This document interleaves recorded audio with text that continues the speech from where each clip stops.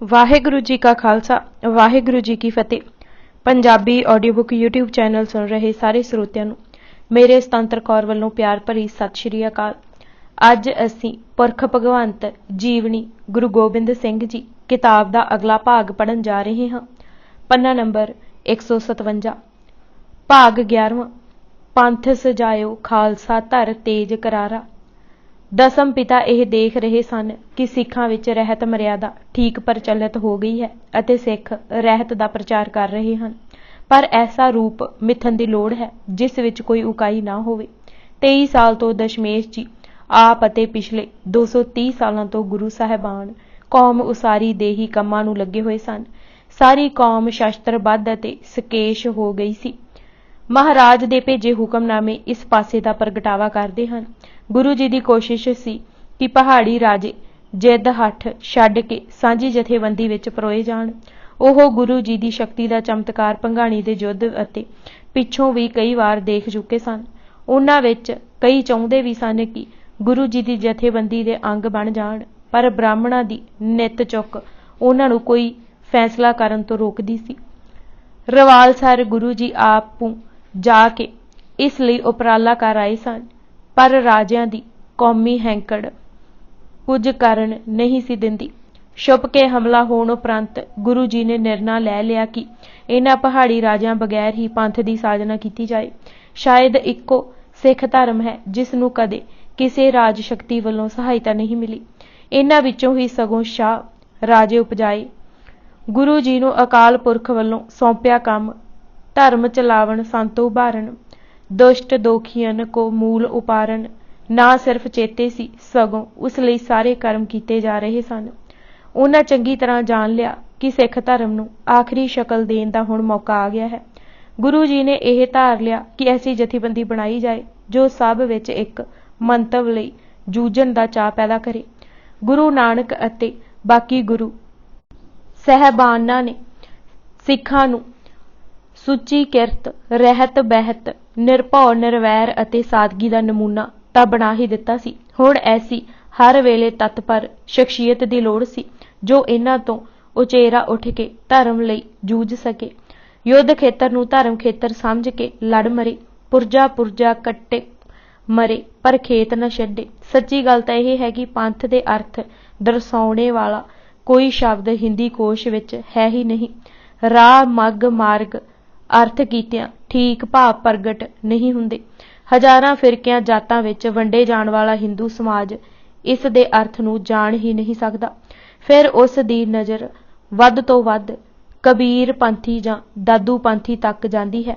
ਪੰਥ ਦਾ ਸੰਬੰਧ ਜੇ ਥੋੜ੍ਹਾ ਬਹੁਤ ਜੋੜਿਆ ਜਾ ਸਕਦਾ ਹੈ ਤਾਂ ਉਹ ਇਸਲਾਮ ਦੀ ਮਿਲਤ ਨਾਲ ਹੈ, ਪਰ ਮਿਲਤ ਵਿੱਚ ਦੋਖ ਭਾਵ ਹੈ, ਜਬਰ ਦਾ ਅੰਸ਼ ਹੈ, ਪੰਥ ਵਿੱਚ ਸੇਵਾ ਭਾਵ ਹੈ।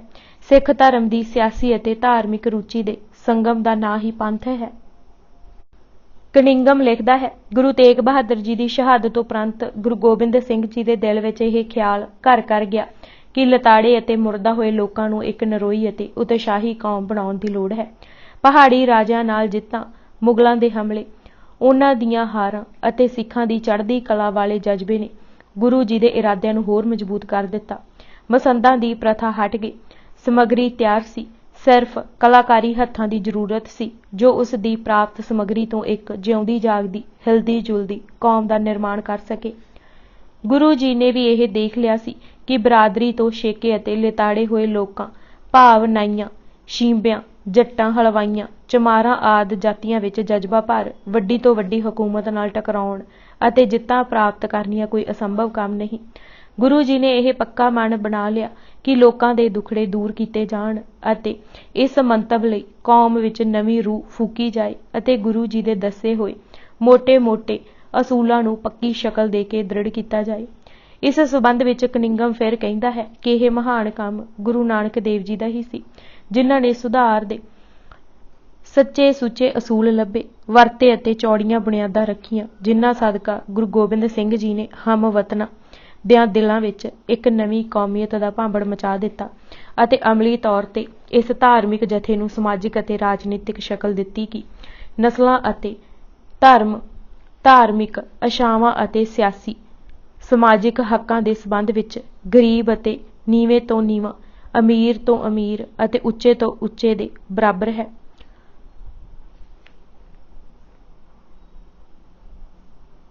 ਕਨਿੰਘਮ ਦੇ ਹੀ ਸ਼ਬਦਾਂ ਵਿੱਚ ਇੱਕ ਜ਼ਬਰਦਸਤ ਸ਼ਹਿਨਸ਼ਾਹੀ ਦੇ ਚੁਗਿਰਦੇ ਅੰਦਰ ਘਿਰੇ ਹੋਏ ਗੁਰੂ ਗੋਬਿੰਦ ਸਿੰਘ ਜੀ ਨੇ ਆਪਣਾ ਮਿਸ਼ਨ ਇਹ ਬਣਾਇਆ ਕਿ ਮੈਂ ਇਸ ਨੂੰ ਉਥਲ-ਪੁਥਲ ਕਰਕੇ ਰਹਾਂਗਾ। ਆਮ ਲੋਕਾਂ, ਮਰਦਾਂ ਔਰਤਾਂ ਦੀ ਸਮਾਜੀ ਇਖਲਾਕੀ ਗਿਰਾਵਟ ਦੀ ਅਤੇ ਮਜ਼ਹਬੀ ਵੱਡਾਖੋਰੀ ਦੇ ਬਾਵਜੂਦ ਕੁਝ ਐਸੇ ਬੰਦੇ ਚੁਣ ਕੇ ਢਾਲ ਲਵਾਂਗਾ ਜਿਨ੍ਹਾਂ ਵਿੱਚ ਆਦਰਸ਼ ਰਿਹਾ ਹੋਵੇ, ਜਿਨ੍ਹਾਂ ਦੇ ਸਾਦੇ ਜੀਵਨ ਢੰਗ ਹੋਣ ਅਤੇ ਜਿਨ੍ਹਾਂ ਦੇ ਜੀਵਨ ਵਿੱਚ ਜੋਸ਼ ਲਹਿਰ ਹੋਵੇ। ਗੋਕਲ ਚੰਦ ਨਰੰਗ ਲਿਖਦਾ ਹੈ ਕਿ ਗੁਰੂ ਜੀ ਨੇ ਜਾਣ ਲਿਆ ਸੀ ਕਿ ਹਿੰਦੂ ਇੱਕ ਨਿਰੀ ਧਾਰਮਿਕ ਸੰਸਥਾ ਹੈ ਅਤੇ ਸਮੇਂ ਦੀਆਂ ਥਪੇੜਾਂ ਨੇ ਉਸ ਨੂੰ ਕਮਜ਼ੋਰ ਕਰ ਦਿੱਤਾ ਹੈ। ਸੋ ਐਸੀ ਜਥੇਬੰਦੀ ਬਣਾਉਣ ਦੀ ਲੋੜ ਹੈ ਜੋ ਧਰਮ ਨਾਲ ਮਰਨ ਦਾ ਜਜ਼ਬਾ ਵੀ ਭਰ ਸਕੇ।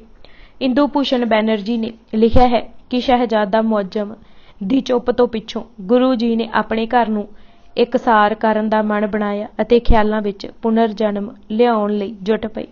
ਸਾਖੀਕਾਰਾਂ ਨੇ ਖਾਲਸਾ ਸਾਜਣ ਦੇ ਕਾਰਨ ਲਿਖਦੇ ਹੋਏ ਲਿਖਿਆ ਹੈ ਕਿ ਗੁਰੂ ਜੀ ਨੇ ਸਮਝਿਆ ਕਿ ਕਲਯੁਗ ਨੇ ਭਿਆਨਕ ਸ਼ਕਲ ਇਖਤਿਆਰ ਕਰ ਲਈ ਹੈ ਅਤੇ ਇਸ ਦਾ ਪ੍ਰਭਾਵ ਉਸ ਸਮੇਂ ਹੀ ਹਟੇਗਾ ਜਦ ਇੱਟ ਦਾ ਜਵਾਬ ਪੱਥਰ ਨਾਲ ਦਿੱਤਾ ਜਾਏਗਾ।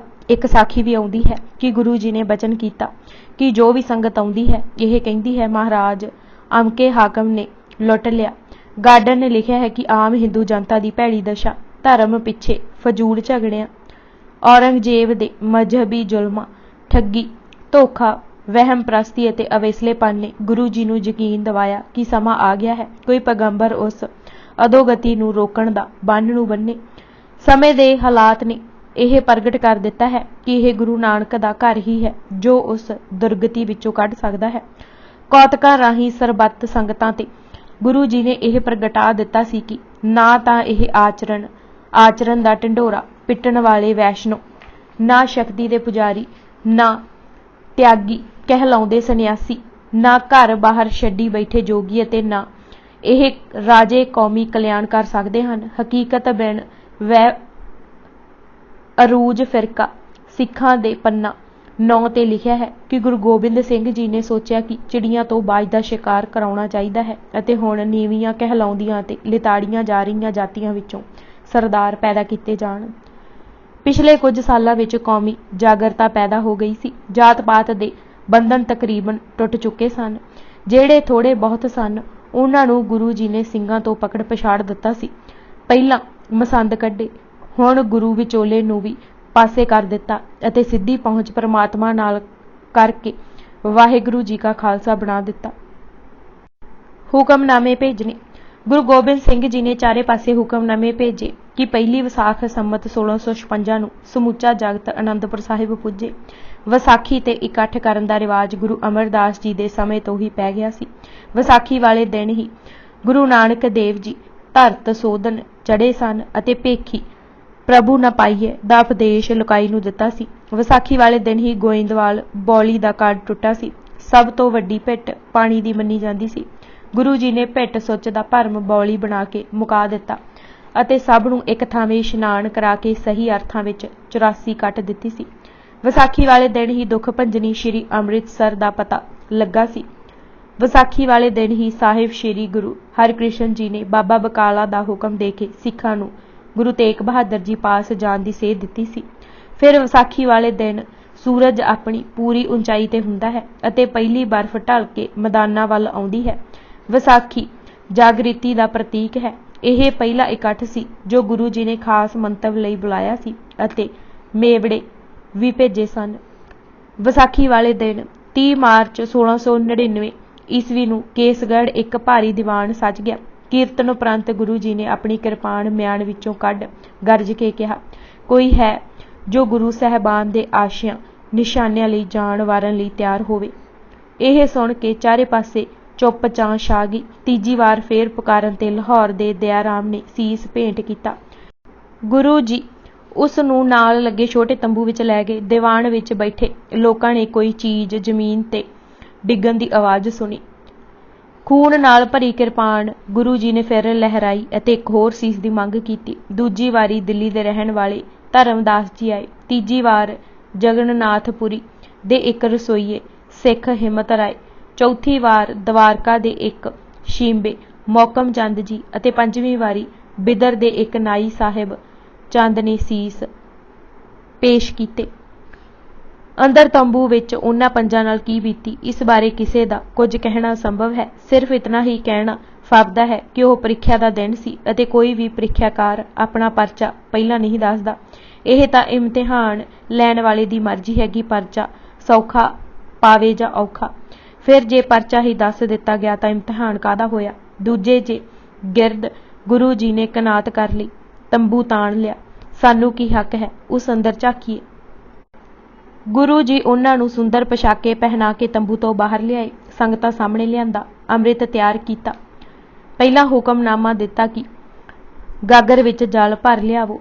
ਗਾਗਰ ਨੂੰ ਚਰਨ ਛੁਹਾ ਹੁਕਮ ਦਿੱਤਾ ਕਿ ਸਤਲੁਜ ਵਿੱਚ ਪ੍ਰਵਾਹ ਆਓ ਅਤੇ ਸਵੱਛ ਨਦੀ ਦਾ ਜਲ ਭਰ ਲਿਆਓ। ਖੰਡੇ ਦੀ ਪਹੁਲ ਦੇਣੀ ਹੈ, ਭਾਵ ਸੀ ਕਿ ਹੁਣ ਕੋਈ ਕਿਸੇ ਦੇ ਚਰਨਾਂ ਨੂੰ ਹੱਥ ਨਾ ਲਗਾਏ। ਸਤਲੁਜ ਦੇ ਜਲ ਨੂੰ ਬਾਟੇ ਵਿੱਚ ਪਾ 5 ਬਾਣੀਆਂ ਜਪਜੀ ਸਾਹਿਬ, ਜਾਪ ਸਾਹਿਬ, ਸੁਦਾ ਸਵਈਏ, ਬੇਨਤੀ ਚੌਪਈ ਅਤੇ ਆਨੰਦ ਸਾਹਿਬ ਪੜ੍ਹਿਆ। ਇਹ ਸਾਖੀ ਵੀ ਹੈ ਕਿ ਜਦ ਅੰਮ੍ਰਿਤ ਤਿਆਰ ਹੋ ਰਿਹਾ ਸੀ ਤਾਂ ਮਾਤਾ ਜੀਤੋ ਜੀ ਨੇ ਪਤਾਸੇ ਬਾਟੇ ਬੀਚ ਮੇ ਪਾਏ ਦੀਏ ਅਤੇ 5 ਪਿਆਰਿਆਂ ਨੂੰ ਛਕਾ ਕੇ ਸਿੰਘ ਦਾ ਲਕਬ ਦਿੱਤਾ ਅਤੇ 5 ਨੂੰ ਪਿਆਰਿਆਂ ਦੀ ਪਦਵੀ ਦਿੱਤੀ। ਫਿਰ ਆਪੂ ਉਹਨਾਂ ਕੋਲੋਂ ਅੰਮ੍ਰਿਤ ਛਕਿਆ ਅਤੇ ਸੰਸਾਰ ਦੇ ਧਾਰਮਿਕ ਇਤਿਹਾਸ ਵਿੱਚ ਇੱਕ ਇਨਕਲਾਬੀ ਕਦਮ ਚੁੱਕਿਆ।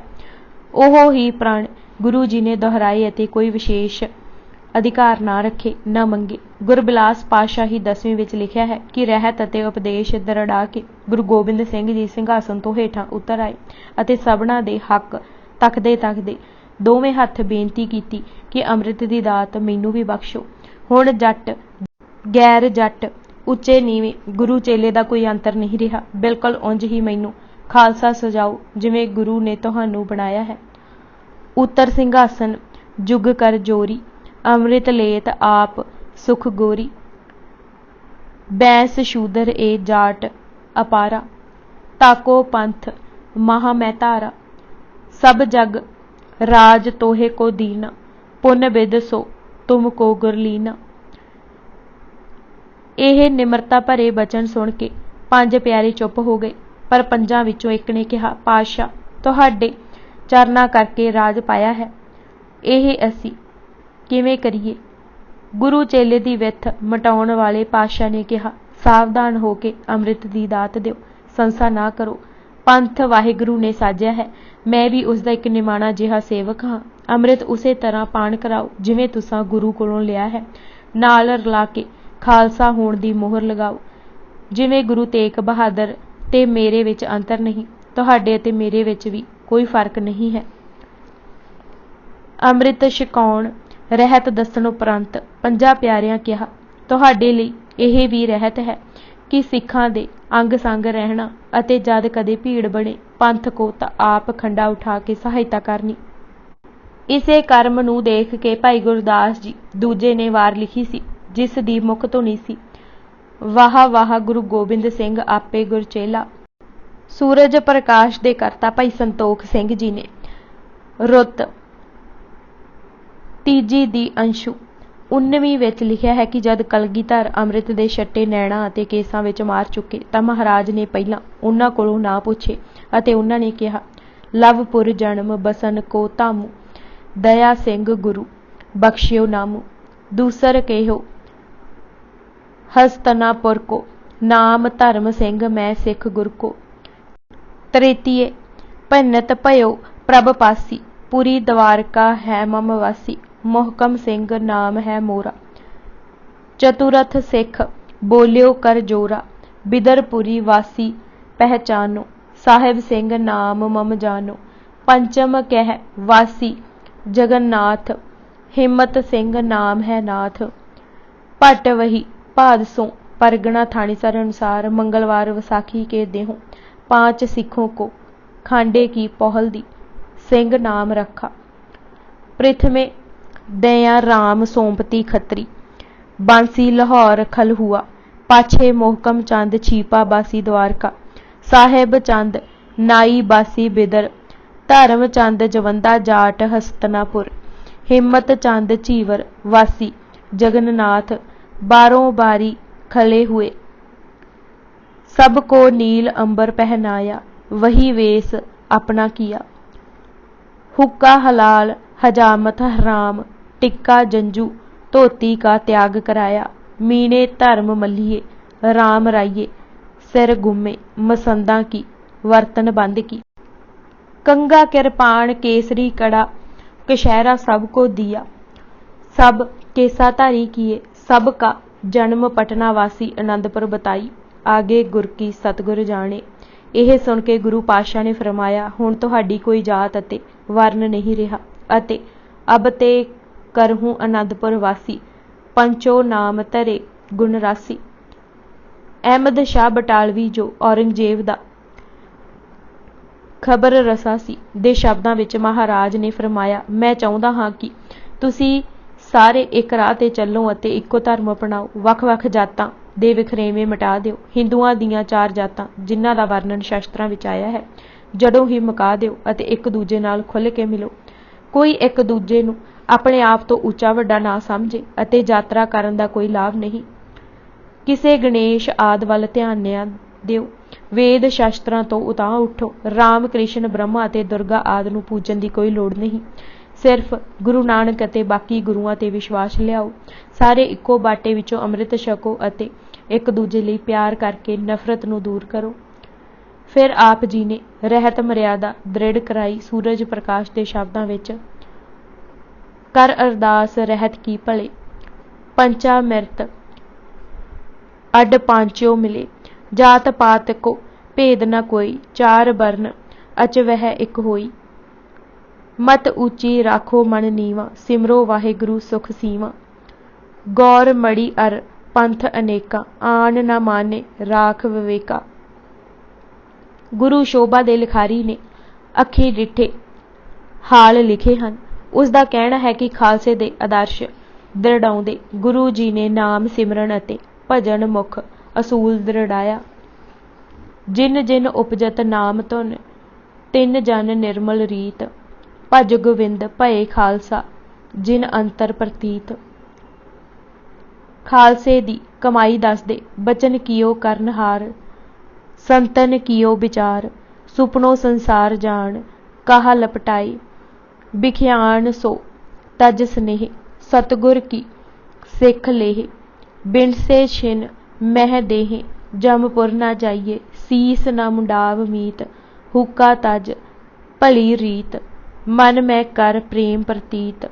ਸੰਗਤ में जाइए, जीवन दिन 4, समझ देख बूझ मन विचार। वाहिगुरू जी का खालसा कहाइए। ਇਹ ਵੀ ਫਰਮਾਇਆ, ਤੁਸੀਂ ਜੁੜੇ ਹੋ ਆਪੇ ਵਿੱਚ, ਸਭ ਕੁਝ ਗਵਾ ਕੇ ਗੁਰੂ ਦੇ ਹੋ ਗਏ ਹੋ। ਤੁਸੀਂ ਕੋਈ ਜਥੇਬੰਦ ਨਹੀਂ ਹੋਏ, ਸਗੋਂ ਭਰਾ ਹੋਏ ਹੋ, ਪਰਿਵਾਰ ਬਣੇ ਹੋ। ਤੁਹਾਡਾ ਇਸ਼ਟ ਇੱਕ ਹੋਇਆ, ਪਹਿਰਾਵਾ ਇੱਕ, ਆਸ਼ਾ ਇੱਕ, ਸਰੂਪ ਇੱਕ, ਨਮੂਨੇ ਦਾ ਨਾਮ ਵੀ ਇੱਕ। ਗੁਰਬਿਲਾਸ ਕਿਰਤ ਭਾਈ ਕੁਇਰ ਸਿੰਘ ਅਨੁਸਾਰ ਪੂਰੀ ਰਹਿਤ ਦੱਸਣ ਉਪਰੰਤ ਕਿਹਾ, ਸਦਾ ਉਜਲ ਬਸਤਰ ਪਹਿਨਣੇ, ਅਲਪ ਆਹਾਰ, ਕੇਸ ਦੀ ਸੰਭਾਲ ਕਰਨੀ, ਲੋੜਵੰਦ ਦੀ ਲੋੜ ਪੂਰੀ ਕਰਨੀ, ਗੁਰਦੁਆਰੇ ਜਾ ਕੇ ਨਿੱਤ ਸ਼ਬਦ ਸੁਣਨਾ ਅਤੇ ਗੁਰੂ ਗ੍ਰੰਥ ਸਾਹਿਬ ਦੀ ਅਗਵਾਈ ਲੈਣੀ। ਫਿਰ ਇਹ ਬਚਨ ਕਹੇ, ਦੇਗ ਤੇਗ ਨੂੰ ਵਿਸਾਰਨਾ ਨਹੀਂ ਅਤੇ ਜ਼ੁਲਮ ਅਤੇ ਜਾਮਲ ਦੇ ਵਿਰੁੱਧ ਡਟੇ ਰਹਿਣਾ। ਜਿੱਤ ਕਦਮ ਚੁੰਮੇਗੀ, ਕਿਸੇ ਦੀ ਅਧੀਨਗੀ ਸਹਿਣ ਨਹੀਂ ਕਰਨੀ। ਸੁਤੰਤਰ ਵਿਚਰਨਾ, ਰੱਜ ਕੇ ਰਾਜ ਕਮਾਓ, ਝੂਠ ਤੇ ਚੰਚਲਤਾ ਨਿਕਟ ਨਹੀਂ ਆਉਣ ਦੇਣੀ। ਖੰਡੇ ਦਾ ਅੰਮ੍ਰਿਤ ਇਸ ਲਈ ਦਿੱਤਾ ਹੈ ਕਿ ਪਾਈਆਂ ਕਾਣਾ ਨਿਕਲ ਜਾਣ ਅਤੇ ਖੰਡੇ ਦੀ ਪਹੁਲ ਲੈ ਕੇ ਖੰਡੇ ਤੋਂ ਨਾ ਡਰਨਾ। ਕਾਣ ਕੂਟ ਵਾਂਗ ਲੋਹੇ ਕਰੇ, ਖੰਡੇ ਪਹੁਲ ਪੀ, ਖੰਡਿਓ ਨਾ ਡਰੇ। ਅਖੀਰ ਵਿੱਚ ਕਿਹਾ, ਸਿੱਖਾਂ ਨੂੰ ਭਰਾ ਵਾਂਗ ਪਿਆਰ ਦੇਣਾ ਅਤੇ ਵੱਡਿਆਂ ਦਾ ਆਦਰ ਕਰਨਾ, ਥੋੜਿਆਂ ਦੀ ਥੋੜ ਪੂਰੀ ਕਰਨੀ, ਤੁਰਕਾਂ ਦਾ ਦਾਬਾ ਮਨ ਤੇ ਨਹੀਂ ਪੈਣ ਦੇਣਾ। ਇਹ ਹੀ ਵੱਡੀ ਰਹਿਤ ਹੈ। ਇਸ ਤਕਰੀਰ ਦਾ ਅਸਰ ਇਹ ਹੋਇਆ ਕਿ ਬਹੁਤੇ ਲੋਕਾਂ ਨੇ ਅੰਮ੍ਰਿਤ ਛਕਿਆ। ਗੁਲਾਮ ਮੁਹੀਨ ਉਦ-ਦੀਨ ਜੋ ਸਮਕਾਲੀ ਲਿਖਾਰੀ ਹੈ ਦਾ ਕਹਿਣਾ ਹੈ ਕਿ ਭਾਵੇਂ ਕਈਆਂ ਨੇ ਇੱਕ ਬਾਟੇ ਵਿੱਚ ਅੰਮ੍ਰਿਤ ਛਕਣ ਤੋਂ ਇਨਕਾਰ ਕੀਤਾ, ਪਰ ਫਿਰ ਵੀ 20,000 ਪ੍ਰਾਣੀਆਂ ਨੇ ਅੰਮ੍ਰਿਤ ਛਕਿਆ। ਇਸ ਕਾਮਯਾਬੀ ਨੂੰ ਦੇਖ ਕੇ ਹੀ ਲੈਪਲ ਗ੍ਰਿਫਨ ਨੇ ਕਿਹਾ ਸੀ ਕਿ ਗੁਰੂ ਜੀ ਨੇ ਖਾਲਸਾ ਇਸ ਲਈ ਤਿਆਰ ਕੀਤਾ ਜਿਵੇਂ ਜੁਪੀਟਰ ਨੇ ਆਪਣੇ ਪੱਟਾਂ ਵਿੱਚੋਂ ਮਿਨਰਵਾ ਪੈਦਾ ਕੀਤਾ ਸੀ। ਜਿਵੇਂ ਦੁਰਗਾ ਨੇ ਆਪਣੇ ਮੱਥੇ ਵਿੱਚੋਂ ਚੰਡੀ ਜ਼ਾਲਮਾਂ ਦਾ ਖੂਨ ਪੀਣ ਲਈ ਕੱਢੀ ਸੀ। ਇਸ ਖਾਲਸੇ ਦੀ ਹੋਂਦ ਹੀ ਜ਼ਾਲਮ ਨੂੰ ਚੇਤਾਵਨੀ ਹੈ ਅਤੇ ਲਿਤਾੜੇ ਲਈ ਸਹਾਰਾ। 230 ਸਾਲਾਂ ਦੀ ਘਾਲ ਦਾ ਸਿੱਟਾ ਇਹ ਸੀ ਕਿ ਉਹਨਾਂ ਥਾਵਾਂ ਤੋਂ ਉਹ ਬੁਕਿਆ ਜੋ ਉੱਥੇ ਕਦੇ ਹੋਇਆ ਹੀ ਨਹੀਂ ਸੀ ਅਤੇ ਨਾ ਹੀ ਕਦੇ ਹੋਣ ਦੀ ਸੰਭਾਵਨਾ ਸੀ। ਲਾਹੌਰ ਤੋਂ ਦਇਆ, ਦਿੱਲੀ ਤੋਂ ਧਰਮ, ਜਗਨਨਾਥ ਤੋਂ ਹਿੰਮਤ, ਦੁਆਰਕਾ ਤੋਂ ਮੁਹਕਮ ਅਤੇ ਬਿਦਰ ਤੋਂ ਸਾਹਿਬ ਉਠਾਉਣਾ ਇੱਕ ਕਰਾਮਾਤ ਹੀ ਸੀ। ਲਾਹੌਰ ਤੋਂ ਦਇਆ। ਲਾਹੌਰ ਸ਼ਹਿਰ ਬਾਰੇ ਸ਼ਲੋਕ ਵਾਰਾਂ ਤੋਂ ਵਧੇਕ ਵਿੱਚ ਗੁਰੂ ਨਾਨਕ ਜੀ ਦੀ ਇੱਕ ਤੁਕ ਹੈ। ਲਾਹੌਰ ਸ਼ਹਿਰ ਜ਼ਹਿਰ ਕਹਿਰ ਸਵਾ ਪਹਿਰ। ਗੁਰੂ ਨਾਨਕ ਜੀ ਲਾਹੌਰ ਬਾਰੇ ਆਪਣਾ ਅਨੁਭਵ ਦੱਸ ਰਹੇ ਸਨ ਕਿ ਸ਼ਹਿਰ ਜ਼ਹਿਰ ਬਣਿਆ ਹੋਇਆ ਹੈ ਕਿਉਂਕਿ ਉੱਥੇ ਨਿੱਤ ਸਵੇਰੇ ਰੱਬੀ ਸਿਫਤ ਸਲਾਹਾਂ ਦੀ ਥਾਂ ਦਿਨ ਚੜ੍ਹੇ ਤੱਕ ਜੀਵਾਂ ਤੇ ਕਹਿਰ ਹੁੰਦਾ ਰਹਿੰਦਾ ਹੈ। ਦਇਆ ਨਾਂ ਦੀ ਕੋਈ ਵਸਤੂ ਉੱਥੇ ਲਾਹੌਰ ਵਿੱਚ ਨਹੀਂ। ਦੁਨੀ ਨੇ ਇਤਨਾ ਪ੍ਰਭਾਵ ਪਾ ਲਿਆ ਹੈ ਕਿ ਚਾਰੇ ਪਾਸੇ ਮਾਇਆ ਦਾ ਹੀ ਪਸਾਰਾ ਹੈ। ਵਿਸ਼ੇ ਭੋਗਣਾ ਹੀ ਜੀਵਨ ਮਨੋਰਥ ਬਣ ਗਿਆ ਹੈ। ਪਰ ਗੁਰੂ ਅਮਰਦਾਸ ਜੀ ਅਗਲੇ ਸ਼ਲੋਕ ਵਿੱਚ ਕਹਿੰਦੇ ਹਨ ਕਿ ਉਸੇ ਲਾਹੌਰ ਦੀ ਸ਼ਕਲ ਹੁਣ ਬਦਲਣੀ ਆਰੰਭ ਹੋ ਗਈ ਹੈ। ਹੁਣ ਲਾਹੌਰ ਸ਼ਹਿਰ ਅੰਮ੍ਰਿਤ ਦਾ ਚਸ਼ਮਾ ਫੁੱਟ ਪਿਆ ਹੈ। ਪਰਮਾਤਮਾ ਦੀ ਸਿਫਤ ਸਲਾਹ ਹੋਣ ਲੱਗ ਪਈ ਹੈ ਕਿਉਂਕਿ ਗੁਰੂ ਰਾਮਦਾਸ ਜੀ ਦਾ ਜਨਮ ਲਾਹੌਰ ਵਿਖੇ ਹੋਇਆ ਹੈ। ਤੀਜੇ ਪਾਤਸ਼ਾਹ ਦਾ ਸ਼ਲੋਕ ਹੈ, ਲਾਹੌਰ ਸ਼ਹਿਰ ਅੰਮ੍ਰਿਤਸਰ ਸਿਫਤੀ ਦਾ ਘਰ। ਉਸੇ ਲਾਹੌਰ ਵਿੱਚ ਗੁਰੂ ਅਰਜਨ ਨੇ ਬੁੱਧੂ ਦਾ ਆਵਾ ਕੱਚਾ ਕਹਿ ਕੇ ਦਇਆ ਦੇ ਅਰਥ ਬੁੱਧੂ ਨੂੰ ਸਮਝਾਏ, ਜਿਸ ਨੇ ਇੱਕ ਗਰੀਬ ਸਿੱਖ ਭਾਈ ਕਮਲੀਆਂ ਦੇ ਮੈਲੇ ਪਾਟੇ ਕੱਪੜੇ ਦੇਖ ਕੇ ਦਰਵਾਜ਼ੇ ਬੰਦ ਕਰ ਦਿੱਤੇ ਸਨ। 10ਵੇਂ ਪਾਤਸ਼ਾਹ ਵੇਲੇ ਉੱਥੋਂ ਹੀ ਲਾਹੌਰ ਤੋਂ ਦਇਆ ਉੱਠੀ ਅਤੇ ਖਾਲਸੇ ਦਾ ਇੱਕ ਅੰਗ ਬਣ ਕੇ ਵਿਸ਼ਵ ਕਲਿਆਣ ਲਈ ਜੂਝੇ। ਦਿੱਲੀ ਤੋਂ ਧਰਮ। ਦਿੱਲੀ ਸਿਆਸਤ ਦੀ ਕਿੱਲੀ ਹੋਣ ਕਾਰਨ ਧਰਮ ਤੋਂ ਪਰਾਂ ਹੀ ਰਹੀ। ਦਿੱਲੀ ਆਰੰਭ ਤੋਂ ਹੀ ਸਿਆਸੀ ਚਾਲਾਂ ਦੀ ਗੜੀ ਰਹੀ। ਧਰਮ ਵਾਲੀ ਕੋਈ ਗੱਲ ਉੱਥੇ ਕਦੇ ਹੋਈ ਨਹੀਂ। ਇੱਥੋਂ ਤੱਕ ਕਿ ਇੱਕ ਅਖਾਣ ਹੀ ਪ੍ਰਸਿੱਧ ਹੋ ਗਿਆ, ਦਿੱਲੀ ਸਵਰੋ ਈਸ਼ਵਰੋ, ਭਾਵ ਜੋ ਦਿੱਲੀ ਦਾ ਰਾਜਾ ਹੈ ਉਹ ਹੀ ਈਸ਼ਵਰ ਹੈ। ਦਿੱਲੀ ਨੇ ਨਿਰੇ ਰਾਜ ਬਦਲਦੇ ਹੀ ਨਹੀਂ ਦੇਖੇ, ਸਗੋਂ ਧਰਮ ਅਤੇ ਧਰਮੀ ਪੁਰਸ਼ਾਂ ਤੇ ਨਿੱਤ ਨਵੇਂ ਹਮਲੇ ਵੀ ਹੁੰਦੇ ਦੇਖੇ। ਸਿਕੰਦਰ ਲੋਧੀ ਨੇ ਇੱਕ ਪੰਡਿਤ ਬੋਧਨ ਦਾ ਸਿਰ ਧੜ ਨਾਲੋਂ ਸਿਰਫ ਇਸ ਕਾਰਨ ਜੁਦਾ ਕਰ ਦਿੱਤਾ ਸੀ ਕਿਉਂਕਿ ਇੱਕ ਪੁੱਛ ਦੇ ਉੱਤਰ ਵਿੱਚ ਉਸ ਕਿਹਾ ਸੀ ਕਿ ਹਿੰਦੂ ਵੀ ਚੰਗਾ ਹੈ ਅਤੇ ਮੁਸਲਮਾਨ ਵੀ। ਇਬਰਾਹਿਮ ਨੇ ਮੀਆਂ ਬੂਆਂ ਵਰਗੇ ਵਿਦਵਾਨਾਂ ਨੂੰ ਨਿਰੋਲ ਇਸ ਕਰਕੇ ਕਤਲ ਕਰ ਦਿੱਤਾ ਸੀ ਕਿ ਉਸ ਨੇ ਮਹਾਵੈਦਿਕ ਗ੍ਰੰਥ ਨੂੰ ਫਾਰਸੀ ਅੱਖਰਾਂ ਵਿੱਚ ਕਰਕੇ ਤਿਬ ਏ ਸਿਕੰਦਰੀ ਕਿਉਂ ਬਣਾਇਆ ਸੀ। ਪੂਰੀ ਦਾਸਤਾਨ ਨਾਲੋਂ ਸਿਰਫ ਔਰੰਗਜ਼ੇਬ ਦੀ ਹੀ ਵਾਰਤਾ ਕਾਫੀ ਹੈ, ਜਿਸ ਨੇ ਤਖਤੇ ਤਾਊਸ ਤੇ ਬੈਠਣ ਵਾਲੇ ਪਹਿਲਾ ਪੈਰ ਆਪਣੇ ਪਿਤਾ ਦੀ ਛਾਤੀ ਤੇ ਅਤੇ ਦੂਜਾ ਪੈਰ ਆਪਣੇ ਵੱਡੇ ਸਗੇ ਭਰਾਦਾਰਾਂ ਦੇ ਖੋਪਰ ਤੇ ਰੱਖਿਆ। ਅਨੇਕਾਂ ਨਜ਼ਦੀਕੀ ਰਿਸ਼ਤੇਦਾਰਾਂ ਦੀਆਂ ਹੱਡੀਆਂ ਵਿਛਾ ਕੇ ਉਸਨੇ ਤਖਤ ਦਾ ਰਾਹ ਇਕਸਾਰ ਕੀਤਾ ਸੀ, ਇੱਥੋਂ ਤੱਕ ਕਿ ਸਰਮਦ ਵਰਗੇ ਧਰਮੀਆਂ ਨੂੰ ਕਤਲ ਕਰਨ ਤੋਂ ਵੀ ਸੰਕੋਚ ਨਾ ਕੀਤਾ। ਮੌਲਾਨਾ ਅਬੁਲ ਕਲਾਮ ਆਜ਼ਾਦ ਨੇ ਠੀਕ ਲਿਖਿਆ ਹੈ ਕਿ ਔਰੰਗਜ਼ੇਬ ਦੇ ਹਰ ਕਰਮ ਦਾ ਖੁਦਾ ਦੇ ਦਰਬਾਰ ਜਵਾਬ ਦਿੱਤਾ ਜਾ ਸਕਦਾ ਹੈ, ਪਰ ਇਸ ਦਾ ਉੱਤਰ ਕਿਸੇ ਪਾਸ ਨਹੀਂ ਹੋਣ ਲੱਗਾ ਕਿ ਉਸਨੇ ਸਰਮਦ ਨੂੰ ਕਿਉਂ ਕਤਲ ਕੀਤਾ। ਸਰਮਦ ਦਾ ਨਿਰੋਲ ਕਸੂਰ ਇਹ ਸੀ ਕਿ ਜਦ ਇਮਾਮ ਨਮਾਜ਼ ਪੜ੍ਹ ਰਿਹਾ ਸੀ ਤਾਂ ਉਹ ਵਿੱਚੋਂ ਹੀ ਛੱਡ ਕੇ ਤੁਰ ਪਏ। ਉਹ ਪਕੜ ਕੇ ਪੇਸ਼ ਕੀਤੇ ਗਏ ਤਾਂ ਪੁੱਛਿਆ ਕਿ ਉਹਨਾਂ ਨਮਾਜ਼ ਕਿਉਂ ਨਹੀਂ ਪੜ੍ਹੀ ਤਾਂ ਉਹਨਾਂ ਬੇਬਾਕੀ ਨਾਲ ਕਿਹਾ ਕਿ ਇਮਾਮ ਸਾਹਿਬ, ਤੁਹਾਡਾ ਖਿਆਲ ਸੀ ਕਿ ਜੁਮੇ ਦੀ ਨਮਾਜ਼ ਵੇਲੇ ਬਾਦਸ਼ਾਹ ਆਪੂ ਆਇਆ ਹੈ, ਉਹ ਇਨਾਮ ਦੇਵੇਗਾ। ਜਿੱਥੇ ਇਮਾਮ ਦਾ ਮਨ ਡੋਲ ਗਿਆ ਹੋਵੇ ਉੱਥੇ ਨਮਾਜ਼ ਪੜ੍ਹਨ ਦਾ ਕੀ ਫਾਇਦਾ। ਇਮਾਮ ਨੇ ਅੱਗੋਂ ਹੁਜਤ ਕਰਦੇ ਹੋਏ ਕਿਹਾ ਕਿ ਤੂੰ ਕਲਮੇ ਦੇ ਲਾ ਇਲ ਇੱਲਾ ਤੋਂ ਅੱਗੋਂ ਮੁਹੰਮਦ ਰਸੂਲ ਅੱਲਾ ਕਿਉਂ ਨਹੀਂ ਪੜ੍ਹਦਾ। ਤਾਂ ਸਰਮਦ ਨੇ ਉਸੇ ਬੇਬਾਕੀ ਨਾਲ ਕਿਹਾ ਸੀ, ਕਮਬਖਤਾ ਮੈਂ ਮੁਹੰਮਦ ਤੋਂ ਅੱਗੇ ਲੰਘ ਗਿਆ ਹਾਂ, ਤੂੰ ਮੈਨੂੰ ਉੱਥੇ ਹੀ ਅਟਕਾਉਣਾ ਚਾਹੁੰਦਾ ਹੈ। ਮੈਂ ਨਫੀ ਦੇ ਦਰਜੇ ਵਿੱਚ ਮਗਨ ਹਾਂ, ਮਸਬਦ ਤੇ ਅਜੇ ਨਹੀਂ ਪੁੱਜਿਆ। ਉਸ ਦੇ ਕਤਲ ਦਾ ਫਤਵਾ ਚਾੜ ਦਿੱਤਾ ਗਿਆ। ਪਰ ਕਦੇ ਧਰਮੀ ਵੀ ਝੁਕੇ ਹਨ ਸ਼ਾਹਾਂ ਅੱਗੇ। ਗੁਰੂ ਤੇਗ ਬਹਾਦਰ ਸਾਹਿਬ ਵੀ ਧਰਮ ਹੇਤ ਦਿੱਲੀ ਪਠਾਏ, ਧਰਮ ਹੇਤ ਹੀ ਸਾਕਾ ਕੀਤਾ ਅਤੇ ਸੀਸ ਦਿਆ ਪਰ ਸਿਰ ਨ ਦਿਆ। ਕਲਗੀ ਵਾਲੇ ਦੀ ਆਵਾਜ਼ ਤੇ ਉਸੇ ਦਿੱਲੀ ਤੋਂ ਹੁਣ ਧਰਮ ਉੱਠਿਆ ਜੋ ਖਾਲਸੇ ਦਾ ਅਟੁੱਟ ਅੰਗ ਬਣਿਆ ਅਤੇ ਗੁਰੂ ਦਾ ਪਿਆਰਾ। ਜਗਨਨਾਥ ਤੋਂ ਹਿੰਮਤ। ਸਕੰਦ ਪੁਰਾਣ ਵਿੱਚ ਜਗਨਨਾਥ ਸੰਬੰਧੀ ਇੱਕ ਕਥਾ ਪ੍ਰਚਲਿਤ ਹੈ ਕਿ ਕ੍ਰਿਸ਼ਨ ਜੀ ਨੂੰ ਸ਼ਿਕਾਰੀ ਜਰ ਨੇ ਮਾਰ ਦਿੱਤਾ ਅਤੇ ਉਹਨਾਂ ਦਾ ਮ੍ਰਿਤਕ ਸਰੀਰ ਹੇਠਾਂ ਪਿਆ ਹੀ ਸੜ ਗਿਆ। ਕੁਝ ਸਮੇਂ ਬਾਅਦ ਕਿਸੇ ਕ੍ਰਿਸ਼ਨ ਭਗਤ ਨੇ ਅਸਥੀਆਂ ਨੂੰ ਸੰਦੂਕ ਵਿੱਚ ਪਾ ਉੱਥੇ ਹੀ ਦਬਾ ਦਿੱਤਾ। ਉੜੀਸਾ ਦੇ ਰਾਜੇ ਇੰਦਰ ਦਮਨ ਨੂੰ ਸੁਪਨੇ ਵਿੱਚ ਵਿਸ਼ਨੂੰ ਵੱਲੋਂ ਆਗਿਆ ਹੋਈ ਕਿ ਕ੍ਰਿਸ਼ਨ ਦੀਆਂ ਸੰਦੂਕ ਵਿੱਚ ਬੰਦ ਅਸਥੀਆਂ ਨੂੰ ਜਗਨਨਾਥ ਦਾ ਬੁੱਤ ਬਣਾ ਕੇ ਉਸ ਵਿੱਚ ਟਿਕਾ ਕੇ ਸਥਾਪਨ ਕਰ ਦੇਵੋ। ਇੰਦਰ ਦਮਨ ਦੀ ਪ੍ਰਾਰਥਨਾ ਮੰਨ ਕੇ ਵਿਸ਼ਵਾਕਰਮ ਨੇ ਜਗਨਨਾਥ ਦਾ ਬੁੱਤ ਘੜਨਾ ਸ਼ੁਰੂ ਕਰ ਦਿੱਤਾ, ਪਰ ਇਹ ਸ਼ਰਤ ਕਰ ਲਈ ਕਿ ਜੇ ਕੋਈ ਜਗਨਨਾਥ ਦੀ ਮੂਰਤੀ ਨੂੰ ਮੁਕੰਮਲ ਹੋਣ ਤੋਂ ਪਹਿਲਾਂ ਦੇਖੇਗਾ ਤਾਂ ਉਹ ਕੰਮ ਉੱਥੇ ਹੀ ਬੰਦ ਕਰ ਚਲਾ ਜਾਏਗਾ। 15 ਦਿਨ ਮਗਰੋਂ ਰਾਜਾ ਬੇਸਬਰਾ ਹੋ ਗਿਆ ਅਤੇ ਵਿਸ਼ਵਕਰਮਾ ਪੁੱਜ ਗਿਆ। ਵਿਸ਼ਵਕਰਮਾ ਨੇ ਗੁੱਸੇ ਵਿੱਚ ਕੰਮ ਛੱਡ ਦਿੱਤਾ ਤੇ ਜਗਨਨਾਥ ਦਾ ਬੁੱਤ ਬਿਨਾਂ ਹੱਥਾਂ ਪੈਰਾਂ ਦੇ ਰਹਿ ਗਿਆ। ਉਹ ਬੁੱਤ ਹੁਣ ਉਸੇ ਤਰ੍ਹਾਂ ਸਥਾਪਨ ਹੈ। ਜਗਨਨਾਥ ਹੈ ਪਰ ਉਸ ਦੇ ਹੱਥ ਪੈਰ ਕੋਈ ਨਹੀਂ। ਜਦ ਹਿੰਮਤ ਨਹੀਂ ਹੈ, ਰੱਖਿਆ ਕੌਣ ਕਰੇਗਾ? ਜਗਤ ਦੀ ਰੱਖਿਆ ਲਈ ਵੱਡੀ ਲੋੜ ਹਿੰਮਤ ਦੀ ਹੈ, ਜਿਸ ਦੀ ਘਾਟ ਨੇ ਹਿੰਦੁਸਤਾਨ ਨੂੰ ਸਦੀਆਂ ਤੱਕ ਗੁਲਾਮ ਬਣਾਈ ਰੱਖਿਆ। ਉਸੇ ਸਥਾਨ ਤੋਂ ਕਲਗੀਆਂ ਵਾਲੇ ਨੇ ਹਿੰਮਤ ਪੈਦਾ ਕੀਤੀ ਜਿੱਥੇ ਇਸ ਦਾ ਅਭਾਵ ਸੀ। ਉਹ ਹੀ ਹਿੰਮਤ ਖਾਲਸੇ ਦੀਆਂ ਰਗਾਂ ਵਿੱਚ ਸਮਾ ਦਿੱਤੀ। ਹਿੰਮਤ ਬਗੈਰ ਖਾਲਸਾ ਅਧੂਰਾ ਹੈ। ਦਵਾਰਕਾ ਤੋਂ ਮੁਕਮ। ਦਵਾਰਕਾ ਕਾਠੀਆਵਾੜ ਗੁਜਰਾਤ ਸਮੁੰਦਰ ਦੇ ਕਿਨਾਰੇ ਇੱਕ ਪੁਰੀ ਹੈ, ਜਿਸ ਦੀ ਗਿਣਤੀ ਹਿੰਦੂਆਂ ਦੀਆਂ 7 ਪੁਰੀਆਂ ਵਿੱਚ ਹੈ। ਇਹ ਚਿਰ ਤੱਕ ਯਾਦਵਾਂ ਦੀ ਰਾਜਧਾਨੀ ਰਹੀ ਹੈ। ਇੱਥੇ ਇੱਕ ਮੰਦਰ ਹੈ ਜਿਸ ਵਿੱਚ ਰਣਛੜ ਨਾਮ ਦੀ ਕ੍ਰਿਸ਼ਨ ਜੀ ਦੀ ਮੂਰਤੀ ਹੈ। ਜਿਸ ਕ੍ਰਿਸ਼ਨ ਜੀ ਨੇ ਗੀਤਾ ਉਪਦੇਸ਼ ਦੇ ਕੇ ਅਰਜਨ ਨੂੰ ਜੰਗ ਵਿੱਚ ਜੂਝਣ ਦਾ ਉਪਦੇਸ਼ ਦਿੱਤਾ, ਉਹ ਹੀ ਕ੍ਰਿਸ਼ਨ ਹੁਣ ਆਪੂ ਰਣ ਤਿਆਗ ਸਮੁੰਦਰ ਕਿਨਾਰੇ ਜਾ ਬੈਠਾ। ਕਰਮ ਜੋਗੀ ਕ੍ਰਿਸ਼ਨ ਰਣਛੋੜ ਬਣ ਗਿਆ। ਇਸ ਦਾ ਸਿੱਟਾ ਕਈ ਰਾਜੇ ਯੋਧੇ ਰਾਜਪੂਤ ਔਂਕੜ ਵੇਲੇ ਰਣ ਛੱਡ ਭੱਜ ਉੱਠਦੇ।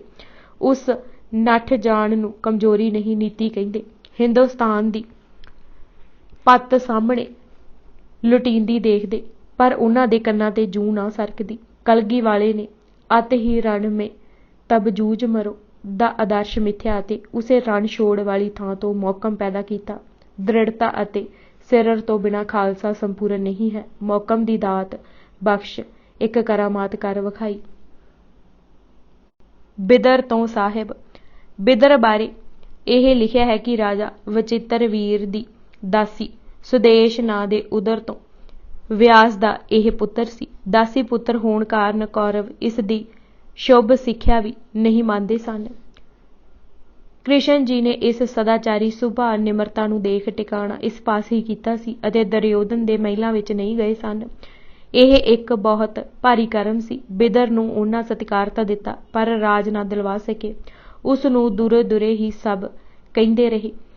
ਇਹ ਗੁਰੂ ਗੋਬਿੰਦ ਸਿੰਘ ਜੀ ਦੇ ਹੀ ਹਿੱਸੇ ਆਇਆ ਹੈ। ਜਿਨ ਕੀ ਜਾਤ ਬਰਨ ਕੁਲ ਮਾਹੀ ਸਰਦਾਰੀ ਨੇ ਭਈ ਕਦਾਹੀ।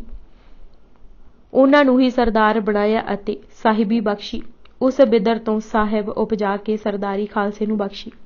ਇੱਕ ਰਵਾਇਤ ਹਦੀਸਾਂ ਵਿੱਚ ਆਉਂਦੀ ਹੈ ਕਿ ਆਦਮ ਨੂੰ ਬਣਦਿਆਂ 230 ਸਾਲ ਲੱਗੇ ਅਤੇ ਜਦ ਆਦਮ ਤਿਆਰ ਹੋ ਗਿਆ ਤਾਂ ਖੁਦਾ ਨੇ ਸਾਰੇ ਦੇਵਤਿਆਂ ਨੂੰ ਇਸ ਆਦਮ ਅੱਗੇ ਸਿਰ ਝੁਕਾਉਣ ਲਈ ਕਿਹਾ। ਕਹਿੰਦੇ ਹਨ ਕਿ ਸਾਰੇ ਦੇਵਤਿਆਂ ਨੇ ਸਿਰ ਨਿਵਾ ਦਿੱਤਾ, ਪਰ ਸ਼ੈਤਾਨ ਨੇ ਇਨਕਾਰ ਕਰ ਦਿੱਤਾ। ਸ਼ੈਤਾਨ ਅਤੇ ਆਦਮ ਦੀ ਜੰਗ ਹੁੰਦੀ ਰਹੀ। ਗੁਰੂ ਗੋਬਿੰਦ ਸਿੰਘ ਜੀ ਦੀ ਮਿਹਰ ਹੋਈ। ਪੂਰੇ 230 ਸਾਲਾਂ ਬਾਅਦ ਇੱਕ ਐਸਾ ਖਾਲਸਾ ਤਿਆਰ ਕਰ ਦਿੱਤਾ ਗਿਆ ਜਿਸ ਅੱਗੇ ਹੁਣ ਸ਼ੈਤਾਨ ਵੀ ਕੁਸਕ ਨਹੀਂ ਸਕੇਗਾ। ਹਲੇਮੀ ਰਾਜ ਆਇਆ। ਕਲਯੁਗ ਵਿੱਚ ਸਤਯੁਗ ਵਰਤਿਆ। ਸ਼ਾਇਦ ਇਸੇ ਲਈ ਖਾਲਸੇ ਦੇ ਸਾਜਨ ਦੀ ਘਟਨਾ ਉਪਰੰਤ ਸੂਰਜ ਪ੍ਰਕਾਸ਼ ਦੇ ਲਿਖਾਰੀ ਭਾਈ ਸੰਤੋਖ ਸਿੰਘ ਜੀ ਨੇ ਲਿਖਿਆ, ਵਾਹਿਗੁਰੂ ਜੀ ਕਾ ਭਇਓ ਖਾਲਸਾ ਨੀਕਾ ਅਤ, ਵਾਹਿਗੁਰੂ ਜੀ ਕੀ ਮਿਲ ਫਤਿਹ ਸੁਬਲਾਈ ਹੈ। ਪੀਰ ਪਾਤਸ਼ਾਹ ਕਰਾਮਾਤੀ ਜੇ ਅਮਰ ਪੰਥ, ਹਿੰਦੂ ਕੀ ਤੁਰਕ ਹੂੰ की आन को मिटाई है। धर्म स्थाप को पापन के थापवे को, गुरु जापवे को नई रीत यूं चलाई है। ਅਤੇ ਗੁਰੂ ਸੋਭਾ ਦੇ ਲਿਖਾਰੀ ਨੇ ਕਿਹਾ, असुर सिंगारबे को दुर्जन के मारबे को संकट निवारबे को खालसा बनायो है। गुरु जी ने यह फरमाया कि खालसे ਨੂੰ अमीरी, वजीरी, फकीरी, ਤਦਬੀਰੀ, ਜੌਹਰੀ, ਅਕਾਲਗਿਰੀ, ਦਾਨ ਕੀ, ਦਹੀਰੀ ਅਤੇ ਬੰਦੂਕ ਤਰਕਸ਼ਗੀਰੀ ਵੀ ਦਿੱਤੀ ਹੈ। ਕਿਤਨੀ ਕੁ ਤਬਦੀਲੀ ਆ ਗਈ ਉਸ ਦਾ ਜ਼ਿਕਰ ਕਰਦੇ ਕਵੀ ਸੰਤੋਖ ਸਿੰਘ ਜੀ ਨੇ ਕਿਹਾ, ਜੋ ਸੁਪਨੇ ਵਿੱਚ ਲੜਾਈ ਹੁੰਦੀ ਦੇਖ ਤਰਬਕ ਪੈਂਦੇ ਸਨ, ਉਹ ਅੰਮ੍ਰਿਤ ਛਕ ਕੇ ਐਸੇ ਯੋਧੇ ਹੋਏ ਕਿ ਹਰ ਅਨੀਤੀ ਵਿਰੁੱਧ ਆਪ ਮੁਹਾਰੇ ਡਟ ਜਾਂਦੇ ਸਨ। ਗੁਰੂ ਸੰਗਤ ਕੀਨੀ ਖਾਲਸਾ। ਅਸੀਂ ਰੋਜ਼ ਅਰਦਾਸ ਕਰਨ ਉਪਰੰਤ ਗੁਰੂ ਗ੍ਰੰਥ ਸਾਹਿਬ ਦੇ ਹਜ਼ੂਰ ਉੱਚੀ ਆਵਾਜ਼ ਨਾਲ ਦੁਹਰਾਉਂਦੇ ਹਾਂ, ਆਗਿਆ ਭਈ ਅਕਾਲ ਕੀ, ਤਬੀ ਚਲਾਇਓ ਪੰਥ। ਸਾਡਾ ਵਿਸ਼ਵਾਸ ਹੈ ਕਿ ਪੰਥ ਕੋਈ ਮਨੁੱਖੀ ਕਿਰਤ ਨਹੀਂ, ਸਗੋਂ ਪ੍ਰਭੂ ਦਾ ਇੱਕ ਮੂਰਤੀਮਾਨ ਕੀਤਾ ਫੁਰਨਾ ਹੈ। ਇਹ ਹੀ ਕਾਰਨ ਹੈ ਕਿ ਜਦ ਵੀ ਦੋ ਸਿੱਖ ਮਿਲਦੇ ਹਨ ਤਾਂ ਵਾਹਿਗੁਰੂ ਜੀ ਕੀ ਫਤਿਹ ਤੋਂ ਪਹਿਲਾਂ ਵਾਹਿਗੁਰੂ ਜੀ ਕਾ ਖਾਲਸਾ ਬੁਲਾਉਂਦੇ ਹਨ। ਇਸੇ ਸਬੰਧ ਵਿੱਚ ਭਾਈ ਗੁਰਦਾਸ ਜੀ ਦੂਜੇ ਨੇ ਰਾਮਕਲੀਵਾਰ ਪਾਤਸ਼ਾਹੀ 10ਵੀਂ ਕੀ ਦੀ ਪੌੜੀ 16ਵੀਂ ਵਿੱਚ ਲਿਖਿਆ ਹੈ ਕਿ ਅਕਾਲ ਪੁਰਖ ਦੇ ਹੁਕਮ ਨਾਲ ਆਤਮਿਕ ਗਿਆਨ ਪ੍ਰਗਟ ਹੋਇਆ ਅਤੇ ਸਹਿਜ ਅਵਸਥਾ ਵਿੱਚ ਹੀ ਖਾਲਸਾ ਰਚਿਆ ਗਿਆ। ਕਿਸੇ ਕਾਹਲ ਬਦਲੇ ਛੇਤੀ ਜਾਂ ਪ੍ਰਤੀਕਰਮ ਵਜੋਂ ਇਹ ਖਾਲਸਾ ਨਹੀਂ ਸਾਜਿਆ ਗਿਆ, ਸਗੋਂ ਪੂਰੀ ਸੋਚ ਵਿਚਾਰ ਉਪਰੰਤ ਆਗਿਆ ਪਾਲਣ ਲਈ ਇਹ ਬਖਸ਼ਿਸ਼ ਕੀਤੀ। ਗੁਰੂ ਬਰ ਅਕਾਲ ਕੇ ਹੁਕਮ ਸਿਉ ਉਪਜਿਓ ਵਿਗਿਆਨਾ, ਤਬ ਸਹਿਜੇ ਰਚਿਓ ਖਾਲਸਾ ਸਾਬਤ ਮਰਦਾਨਾ। ਇਸ ਤੋਂ ਇਹ ਸਾਫ਼ ਪ੍ਰਗਟ ਹੁੰਦਾ ਹੈ ਕਿ ਖਾਲਸਾ ਸਾਜਦੇ ਕੁਝ ਸਾਲ ਨਹੀਂ ਸਦੀਆਂ ਲੱਗੀਆਂ। ਭਾਈ ਨੰਦ ਲਾਲ ਜੀ ਨੇ ਜੋਤ ਵਿਗਾਸ ਵਿੱਚ 10 ਗੁਰੂ ਸਾਹਿਬਾਨਾਂ ਨੂੰ ਇੱਕੋ ਰੂਪ ਦਰਸਾਉਂਦੇ ਹੋਏ ਇਹ ਚੇਤਾਵਨੀ ਵੀ ਦਿੱਤੀ, ਸਭ ਏਕੋ ਏਕੋ ਏਕ ਨਾ, ਨਹੀਂ ਭੇਦ ਨਾ ਕਛੂ ਭੀ ਭੇਖਣਾ। ਸੋ ਇਸ ਵਿੱਚ ਕੋਈ ਦੋ ਰਾਵਾਂ ਨਹੀਂ ਰਹਿਣੀਆਂ ਚਾਹੀਦੀਆਂ ਕਿ ਗੁਰੂ ਗੋਬਿੰਦ ਸਿੰਘ ਜੀ ਨੇ ਕੋਈ ਅੱਡ ਗੱਲ ਕਰ ਦਿੱਤੀ ਜਾਂ ਆਤਮਿਕ ਠੰਡ ਦਾ ਸੋਮਾ ਮਾਰੂਥਲਾਂ ਵਿੱਚ ਆ ਕੇ ਸੁੱਕ ਗਿਆ। ਗੁਰੂ ਗੋਬਿੰਦ ਸਿੰਘ ਜੀ ਦੇ ਸਮੇਂ ਤਾਂ ਪੰਥ ਨੂੰ ਪੂਰਨ ਅਤੇ ਨਿਰਣੈਜਨਕ ਸਰੂਪ ਮਿਲਿਆ। ਜੋ ਗੱਲਾਂ ਬੀਜ ਰੂਪ ਵਿੱਚ ਸਨ ਉਹ ਪ੍ਰਗਟ ਹੋ ਸਾਹਮਣੇ ਆਈਆਂ। ਗੁਰੂ ਨਾਨਕ ਪ੍ਰਤੀ ਅਕਾਲ ਪੁਰਖ ਦੇ ਬਚਨ ਆਦਿ ਅਤੇ ਪੁਰਾਣ ਜਨਮ ਸਾਖੀ ਵਿੱਚ ਸੰਭਾਲੇ ਹੋਏ ਮਿਲਦੇ ਹਨ। ਪੁਰਾਤਨ ਜਨਮ ਸਾਖੀ ਦੀ ਵੇਈ ਪ੍ਰਵੇਸ਼ ਵਾਲੀ ਸਾਖੀ ਵਿੱਚ ਲਿਖਿਆ ਹੈ ਕਿ ਪਰਮੇਸ਼ਵਰ ਦੇ ਸੇਵਕ ਗੁਰੂ ਜੀ ਨੂੰ ਪਰਮਾਤਮਾ ਪਾਸ ਲੈ ਗਏ ਤਾਂ ਅੰਮ੍ਰਿਤ ਦਾ ਕਟੋਰਾ ਭਰ ਭਰ ਆਗਿਆ ਨਾਲ ਮਿਲਿਆ। ਹੁਕਮ ਹੋਇਆ, ਨਾਨਕ ਇਹ ਅੰਮ੍ਰਿਤ ਨਾਮ ਕਾ ਪਿਆਲਾ ਹੈ, ਪੀਓ ਅਤੇ ਪਿਲਾਓ। ਤਬ ਗੁਰੂ ਨਾਨਕ ਤਸਲੀਮ ਕੀਤੀ, ਪਿਆਲਾ ਪੀਤਾ। ਸਾਹਿਬ ਮਿਹਰਬਾਨ ਹੋਇਆ, ਬਚਨ ਕੀਤਾ, ਨਾਨਕ ਮੈਂ ਤੇਰੇ ਕੋਲ ਹਾਂ, ਮੈਂ ਤੇਰੇ ਤਾਈ ਨਿਹਾਲ ਕੀਆ। ਤੂੰ ਜਾਏ ਕਰ ਨਾਮ ਜਪ ਔਰ ਲੋਕਾਂ ਥੀ ਭੀ ਜਪਾਏ, ਅਰ ਸੰਸਾਰ ਥੀ ਨਿਰਲੇਪ ਰਹੋ। ਨਾਮ ਦਾਨ ਇਸ਼ਨਾਨ ਸੇਵਾ ਸਿਮਰਨ ਵਿੱਚ ਰਹੋ। ਫਿਰ ਜਦ ਪ੍ਰਭੂ ਹਜ਼ੂਰੀ ਤੋਂ ਗੁਰੂ ਜੀ ਵਾਪਸ ਹੋਣ ਲੱਗੇ ਤਾਂ ਪ੍ਰਭੂ ਨੇ ਫਿਰ ਬਚਨ ਕੀਤਾ, ਨਾਨਕ ਤੂੰ ਮੇਰਾ ਹੁਕਮ ਪਛਾਤਾ ਹੈ, ਮੈਂ ਪਾਰ ਬ੍ਰਹਮ ਪਰਮੇਸ਼ਰ ਤੋਂ ਗੁਰ ਪਰਮੇਸ਼ਰ। ਇਸ ਸਾਖੀ ਤੋਂ ਇਹ ਸਪਸ਼ਟ ਹੈ ਕਿ ਅੰਮ੍ਰਿਤ ਦੀ ਦਾਤ ਲੈ ਗੁਰੂ ਨਾਨਕ ਨੇ ਉਹ ਅੰਮ੍ਰਿਤ ਜਗ ਨੂੰ ਵਰਤਾਇਆ ਅਤੇ ਫਿਰ ਉਹਨਾਂ ਦੇ ਹੀ 10ਵੇਂ ਰੂਪ ਗੁਰੂ ਗੋਬਿੰਦ ਸਿੰਘ ਜੀ ਨੇ ਇੱਕ ਵਾਰੀ ਫਿਰ ਸਾਖੀ ਦੀ ਸਾਂਖ ਭਰਦੇ ਹੋਏ ਪੰਚ ਪਰਮੇਸ਼ਰ ਦੇ ਹੱਥੋਂ ਸਾਨੂੰ ਅੰਮ੍ਰਿਤ ਦੀ ਮਹੱਤਤਾ ਦ੍ਰਿੜ ਕਰਾਉਣ ਲਈ ਆਪੂ ਅੰਮ੍ਰਿਤ ਪੀਤਾ। ਬਚਿੱਤਰ ਨਾਟਕ ਵਿੱਚ ਉਹਨਾਂ ਅਕਾਲ ਪੁਰਖ ਬਾਂਝ ਲਿਖਿਆ ਹੈ, ਚੌਪਈ ਮੈਂ ਆਪਣਾ ਸੁੱਤ ਤੋਹੇ ਨਿਵਾਜਾ, ਪੰਥ ਪਰਚੁਰ ਕਰਬੇ ਕਹੋ ਸਾਜਾ। ਜਹਾਂ ਤਹਾਂ ਤੈ ਧਰਮ ਚਲਾਏ, ਕੋ ਬੁੱਧ ਕਰਨ ਤੇ ਲੋਕ ਹਟਾਏ। ਤਾਂ ਫਿਰ ਗੁਰੂ ਜੀ ਨੇ ਵੀ ਕਵੀ ਦੀ ਹੈਸੀਅਤ ਵਿੱਚ ਲਿਖਿਆ, ਠਾਂਡ ਭਇਓ ਮੈਂ ਜੋਰ ਕਰ, ਬਚਨ ਕਹਾਂ ਸਿਰ ਨਿਆਈ। ਪੰਥ ਚਲੇ ਤਬ ਜਗਤ ਮੈਂ, ਜਬ ਤੁਮ ਕਰੋ ਸਹਾਈ। ਕੁਝ ਇਸੇ ਤਰ੍ਹਾਂ ਹੀ ਆਦਿ ਸਾਖੀਆਂ ਵਿੱਚ ਲਿਖਿਆ ਹੈ ਕਿ ਬਾਬੇ ਨਾਨਕ ਨੂੰ ਬਾਣੀ ਆਈ, ਮੇਰੇ ਪਾਸ ਆਓ। ਬਾਬੇ ਨਾਨਕ ਨੇ ਕਿਹਾ, ਸੱਚੇ ਪਾਤਸ਼ਾਹ ਮੈਂ ਜੀ ਆਵਾਂ ਤੇਰੇ ਪਾਸ, ਇਤਨੀ ਮੈਨੂੰ ਪਹੁੰਚ ਨਾਹੀਂ, ਜੋ ਤੇਰੀ ਦਰਗਾਹ ਆਵਾਂ ਸੋ ਕਿਉਂ ਕਰ ਆਵਾਂ। ਤਾਂ ਫਿਰ ਬਾਣੀ ਆਈ, ਤੂੰ ਅੱਖਾਂ ਮੀਟ, ਤੇਰੇ ਤਾਈਂ ਮੈਂ ਆਪਣੇ ਪਾਸ ਲੈ ਜਾਈ। ਤਾਂ ਬਾਬੇ ਨਾਨਕ ਅੱਖਾਂ ਮੀਟੀਆਂ ਤਾਂ ਬਾਬਾ ਨਿਰੰਕਾਰ ਦੇ ਮਹਿਲ ਜਾਈ ਖੜਾ ਕੀਤਾ। ਜਾਂ ਬਾਬੇ ਦਰਸ਼ਨ ਪਾਇਆ ਤਾਂ ਬਾਬਾ ਬੋਲਿਆ, ਵਾਹਿਗੁਰੂ ਵਾਹਿਗੁਰੂ ਵਾਹਿਗੁਰੂ। ਤਾਂ ਪਾਰ ਬ੍ਰਹਮ ਆਗਿਆ ਕੀਤੀ, ਜੋ ਮੇਰਾ ਨਾਉ ਸੋ ਤੇਰਾ, ਮੇਰਾ ਨਾਉ ਸਤਿਗੁਰ ਪੁਰਖ ਹੈ, ਤੇਰਾ ਨਾਉ ਜਗਤ ਗੁਰੂ ਕੀਤਾ। ਜਾਹੇ ਨਾਨਕ ਮੈਂ ਤੇਰਾ ਇੱਕ ਪੰਥ ਕੀਤਾ। ਗੁਰੂ ਨਾਨਕ ਨੇ ਕਿਹਾ, ਮੈਨੂੰ ਸਿਰਫ ਸੰਤਾਂ ਦੀ ਰੇਣ ਚਾਹੀਏ। ਤਾਂ ਫਿਰ ਬਚਨ ਹੋਇਆ, ਤੇਰੀ ਘਾਲ ਥਾਂ ਪਈ ਅਤੇ ਮੈਂ ਤੇਰਾ ਇੱਕ ਪੰਥ ਨਿਰਾਲਾ ਕੀਤਾ। ਫਿਰ ਪੰਥ ਦਾ ਕਰਤੱਵ ਦਰਸਾਉਂਦੇ ਪ੍ਰਭੂ ਨੇ ਕਿਹਾ, ਭਗਤ ਦ੍ਰਿੜਾਉਣਾ, ਧਰਮ ਦ੍ਰਿੜਾਉਣਾ, ਗ੍ਰਹਿਸਤ ਵਿੱਚ ਬੈਰਾਗੀ ਕਰਨੇ, ਉਦਾਸੀ ਕਰਨੇ ਨਾਹੀਂ, ਮੇਰੇ ਮਾਰਗ ਕੀ ਇਹ ਹੀ ਨਿਸ਼ਾਨੀ ਹੈ। परमेश्वर जपावना, परमेश्वर का सिमरन, नाम दान, दान इशनान, दया, धर्म रखना, संजम रखने, घाल कमाए, मेरे अर्थ कुछ बीजना, झूठ नाहीं बोलना, झूठी भगत थाएं नहीं पाउंदी, सच दी भगत थाएं पाउंदी है, विख्या नहीं संचावनी, आया चलाया, एक टेक मेरे नाउ की करनी, दूजी टेक नाही करनी, तुद उपर मेरा कर्म है, तू सो हाउ सो तू, मेरे नावे बिना कुछ होर विचार करना नाही। गुरु नानक जी अते बाकी 9 गुरु सहबान ਇਹ ਹੀ ਦ੍ਰਿੜਾਉਂਦੇ ਰਹੇ। ਜੇ ਆਗਿਆ ਧਰਮ ਦ੍ਰਿੜ ਕਰਨ ਦੀ ਸੀ ਤਾਂ ਗੁਰੂ ਗੋਬਿੰਦ ਸਿੰਘ ਜੀ ਨੇ ਖਾਲਸਾ ਸਾਜ ਕੇ ਇਹ ਹੀ ਕੀਤਾ। ਦੇਹੋ ਰਮ ਸੀਤ ਸੋਈ, ਪੂਜਾ ਔਰ ਨਿਵਾਜ ਹੋਈ, ਦਸ਼ਮੇਸ਼ ਪਿਤਾ ਦਾ ਫਰਮਾਨ ਹੈ। ਸਿੱਖ ਦੇ ਅਰਥ ਕਰਨ ਵੇਲੇ ਹਰ ਕਿਸੇ ਨੇ ਸ਼ਿਸ਼ ਦੀ ਜੜ ਨੂੰ ਹੀ ਪਕੜਿਆ ਹੈ, ਪਰ ਇਹ ਅਰਥ ਸਿੱਖੀ ਸੁਭਾਅ, ਕਰਮ ਅਤੇ ਰੁਚੀ ਨਾਲ ਮੇਲ ਨਹੀਂ ਖਾਂਦੇ। ਸਿੱਖ ਢੰਡਾਊ ਪੁਰਸ਼ ਹੈ ਜੋ ਸੱਚ ਦੀ ਭਾਲ ਲਈ ਨਿਕਲਿਆ ਹੈ। ਗੁਰੂ ਨੇ ਸੱਚ ਕੋਟ ਸਤਾਣੀ ਨੀਂਵ ਦੇ ਕੇ ਇੱਕ ਧਰਮਸ਼ਾਲ ਬੱਧੀ ਹੈ। ਗੁਰੂ ਦੇ ਸਿੱਖ ਨੇ ਉਸ ਨੂੰ ਪ੍ਰਾਪਤ ਕਰਨਾ ਹੈ। ਗੁਰੂ ਅਰਜਨ ਦੇਵ ਜੀ ਦੇ ਸ਼ਬਦਾਂ ਵਿੱਚ ਮੈਂ ਦੁਨੀਆ ਵਾਲਾ ਸਾਰਾ ਲਾਲਚ ਛੱਡ ਦਿੱਤਾ ਹੈ। ਮੈਂ ਸਦਾ ਥਿਰ ਰਹਿਣ ਵਾਲੇ ਸ੍ਰਿਸ਼ਟੀ ਦੇ ਮਾਲਕ ਪ੍ਰਭੂ ਨੂੰ ਸਿਮਰਦਾ ਹਾਂ। ਪਰਮਾਤਮਾ ਦਾ ਨਾਂ ਹੀ ਮੇਰੇ ਲਈ ਜਗਤ ਦੇ 9 ਖਜ਼ਾਨੇ ਹਨ। ਉਸ ਨਾਮ ਨੂੰ ਘੁੱਟ ਕੇ ਪੱਲੇ ਬੰਨ੍ਹ ਲਿਆ ਹੈ। ਮੈਂ ਛੱਡਿਆ ਸਭੋ ਧੰਦੜਾ, ਗੁਸਾਈ ਸੇਵੀ ਸੰਚੜਾ, 9 ਨਿਧ ਨਾਮ ਨਿਧਾਨ ਹਰ, ਮੈਂ ਪੱਲੇ ਬੱਧਾ ਛਿਕ ਜਿਉ। ਅਤੇ ਐਸਾ ਵਿਅਕਤੀ ਹੀ ਉਸ ਧਰਮਸ਼ਾਲ ਨੂੰ ਜਾ ਲੱਭਦਾ ਹੈ। ਮੈਂ ਬੱਧੀ ਸੱਚ ਧਰਮਸ਼ਾਲ ਹੈ, ਗੁਰਸਿੱਖਾ ਲਹਿਦਾ ਭਾਲ ਕੇ। ਉਸ ਟਿਕਾਣੇ ਪੁੱਜ ਕੇ ਹੀ ਸਿੱਖ ਸਿੰਘ ਦੀ ਪਦਵੀ ਪਾਉਂਦਾ ਹੈ ਅਤੇ ਖਾਲਸਾ ਕਹਿਲਾਉਂਦਾ ਹੈ। ਇੱਕ ਵਾਰਤਾਲਾਪ ਬੁੱਧ ਜੀ ਦਾ ਅਤੇ ਭਿਕਸ਼ੂ ਵਿਸ਼ਾਗਤ ਦਾ ਇਸ ਤਰ੍ਹਾਂ ਆਉਂਦਾ ਹੈ। ਪ੍ਰਸ਼ਨ, ਉਹ ਕੌਣ ਹੈ ਜੋ ਦੁਖਦਾਇਕ ਅਤੇ ਕੰਡਿਆਲੇ ਮਾਰਗ ਨੂੰ ਸੁਖੈਨ ਬਣਾ ਕੇ ਸਫਲਤਾਪੂਰਵਕ ਪੈਂਡਾ ਤੈਅ ਕਰਦਾ ਹੈ? ਉੱਤਰ, ਉਹ ਸਿੱਖ ਹੀ ਹੈ। ਬੁੱਧ ਜੀ, ਸ਼ੇਰ ਆਪਣੇ ਘੁਰਨੇ ਤੋਂ ਨਿਕਲ ਕੇ ਸਭ ਤੋਂ ਪਹਿਲਾਂ ਕੀ ਕਰਦਾ ਹੈ? ਵਿਸ਼ਾਗਤ, ਅੰਗੜਾਈ ਲੈ ਕੇ ਆਪਣੇ ਸਰੀਰ ਨੂੰ ਛੱਡਦਾ ਹੈ। ਬੁੱਧ ਜੀ, ਅਤੇ ਫਿਰ ਕੀ ਕਰਦਾ ਹੈ? ਵਿਸ਼ਾਗਤ, ਆਪਣੇ ਇਰਦ ਗਿਰਦ ਕੁਝ ਵੇਖਦਾ ਹੈ ਤੇ ਕੰਨ ਖੜੇ ਕਰਕੇ ਕੁਝ ਸੁਣਦਾ ਹੈ। ਬੁੱਧ ਜੀ, ਉਸ ਮਗਰੋਂ ਕੀ ਕਰਦਾ ਹੈ? ਵਿਸ਼ਾਗਤ, ਦਹਾੜਦਾ ਹੈ। ਬੁੱਧ ਜੀ, ਫੇਰ? ਵਿਸ਼ਾਗਤ, ਸ਼ਿਕਾਰ ਲੱਭਣ ਲਈ ਚਲਾ ਜਾਂਦਾ ਹੈ। ਬੁੱਧ ਜੀ, ਇਸੇ ਤਰ੍ਹਾਂ ਸਿੱਖ ਸੱਚ ਘਰ ਪੁੱਜ ਕੇ ਆਪਣੀ ਸਰੀਰ ਰੂਪੀ ਗੁਫਾ ਤੋਂ ਉਚੇਰਾ ਹੋ ਜਾਂਦਾ ਹੈ। ਫਿਰ ਸਰੀਰ ਛੱਡ ਕੇ ਤ੍ਰਿਸ਼ਨਾ ਨੂੰ ਪਛਾੜਦਾ ਹੈ ਤੇ ਕਰਮਾਂ ਦੀ ਨੀਂਦ ਨੂੰ ਤਿਆਗ ਆਪਣੇ ਇਰਦ ਗਿਰਦ ਅਤੇ ਦੁਖੀਆਂ ਦੀ ਆਵਾਜ਼ ਨੂੰ ਸੁਣਦਾ ਹੈ। ਫਿਰ ਗਰਜ ਕੇ ਆਪਣੀ ਹੋਂਦ ਦੀ ਖਬਰ ਦਿੰਦਾ ਹੈ ਅਤੇ ਦੂਜਿਆਂ ਨੂੰ ਸੱਤ ਮਾਰਗ ਦੱਸਣ ਅਤੇ ਪ੍ਰਚਾਰ ਲਈ ਦੇਸ਼ ਪਰਦੇਸ਼ ਨੂੰ ਤੁਰ ਪੈਂਦਾ ਹੈ। ਉਹ ਤਥਾਗਤ ਹੈ, ਉਹ ਬੁੱਧ ਹੈ, ਉਹ ਸਿੰਘ ਹੈ, ਇੱਕ ਸਿੱਖ ਹੈ। ਉਹ ਖੋਜ, ਢੂੰਡ ਅਤੇ ਭਾਲ ਵਿੱਚ ਲੱਗਾ ਹੋਇਆ ਹੈ। ਉਹ ਇੱਕ ਹੋਰ ਸਿੱਖ ਨੂੰ ਭਾਲ ਕੇ ਲੱਭ ਲੈਂਦਾ ਹੈ ਅਤੇ ਫਿਰ ਦੋਵੇਂ ਸੰਗਤ ਬਣਾ ਕੇ ਤੁਰ ਪੈਂਦੇ ਹਨ। ਪਰਮਾਤਮਾ ਦੀ ਸਿਫਤ ਸਲਾਹ ਕਰਦੇ ਹਿਊਮੇ ਦੀ ਉਹ ਮੈਲ ਕੱਟੀ ਜਾਂਦੇ ਹਨ ਅਤੇ ਆਤਮਾ ਨੂੰ ਪਰਮਾਤਮਾ ਵੱਲ ਲਾਈ ਰੱਖਦੇ ਹਨ ਅਤੇ ਫਿਰ ਪਰਮਾਤਮਾ ਦੇ ਹੀ ਹੋ ਜਾਂਦੇ ਹਨ ਅਤੇ ਪਰਮਾਤਮਾ ਉਹਨਾਂ ਦਾ। ਜੋ ਪਰਮਾਤਮਾ ਦਾ ਹੋ ਜਾਏ ਉਹ ਹੀ ਖਾਲਸਾ ਹੈ। ਸਿੱਖ ਅਤੇ ਵਾਹਿਗੁਰੂ ਵਿਚਕਾਰ ਕੋਈ ਵਿਚੋਲਾ ਨਹੀਂ, ਮਸੰਦ ਨਹੀਂ, ਪ੍ਰੋਹਿਤ ਨਹੀਂ, ਸਿੱਧੀ ਪਹੁੰਚ ਹੈ। ਇੱਥੋਂ ਤੱਕ ਕਿ ਹੁਣ ਵਿਚਕਾਰ ਗੁਰੂ ਵੀ ਨਹੀਂ।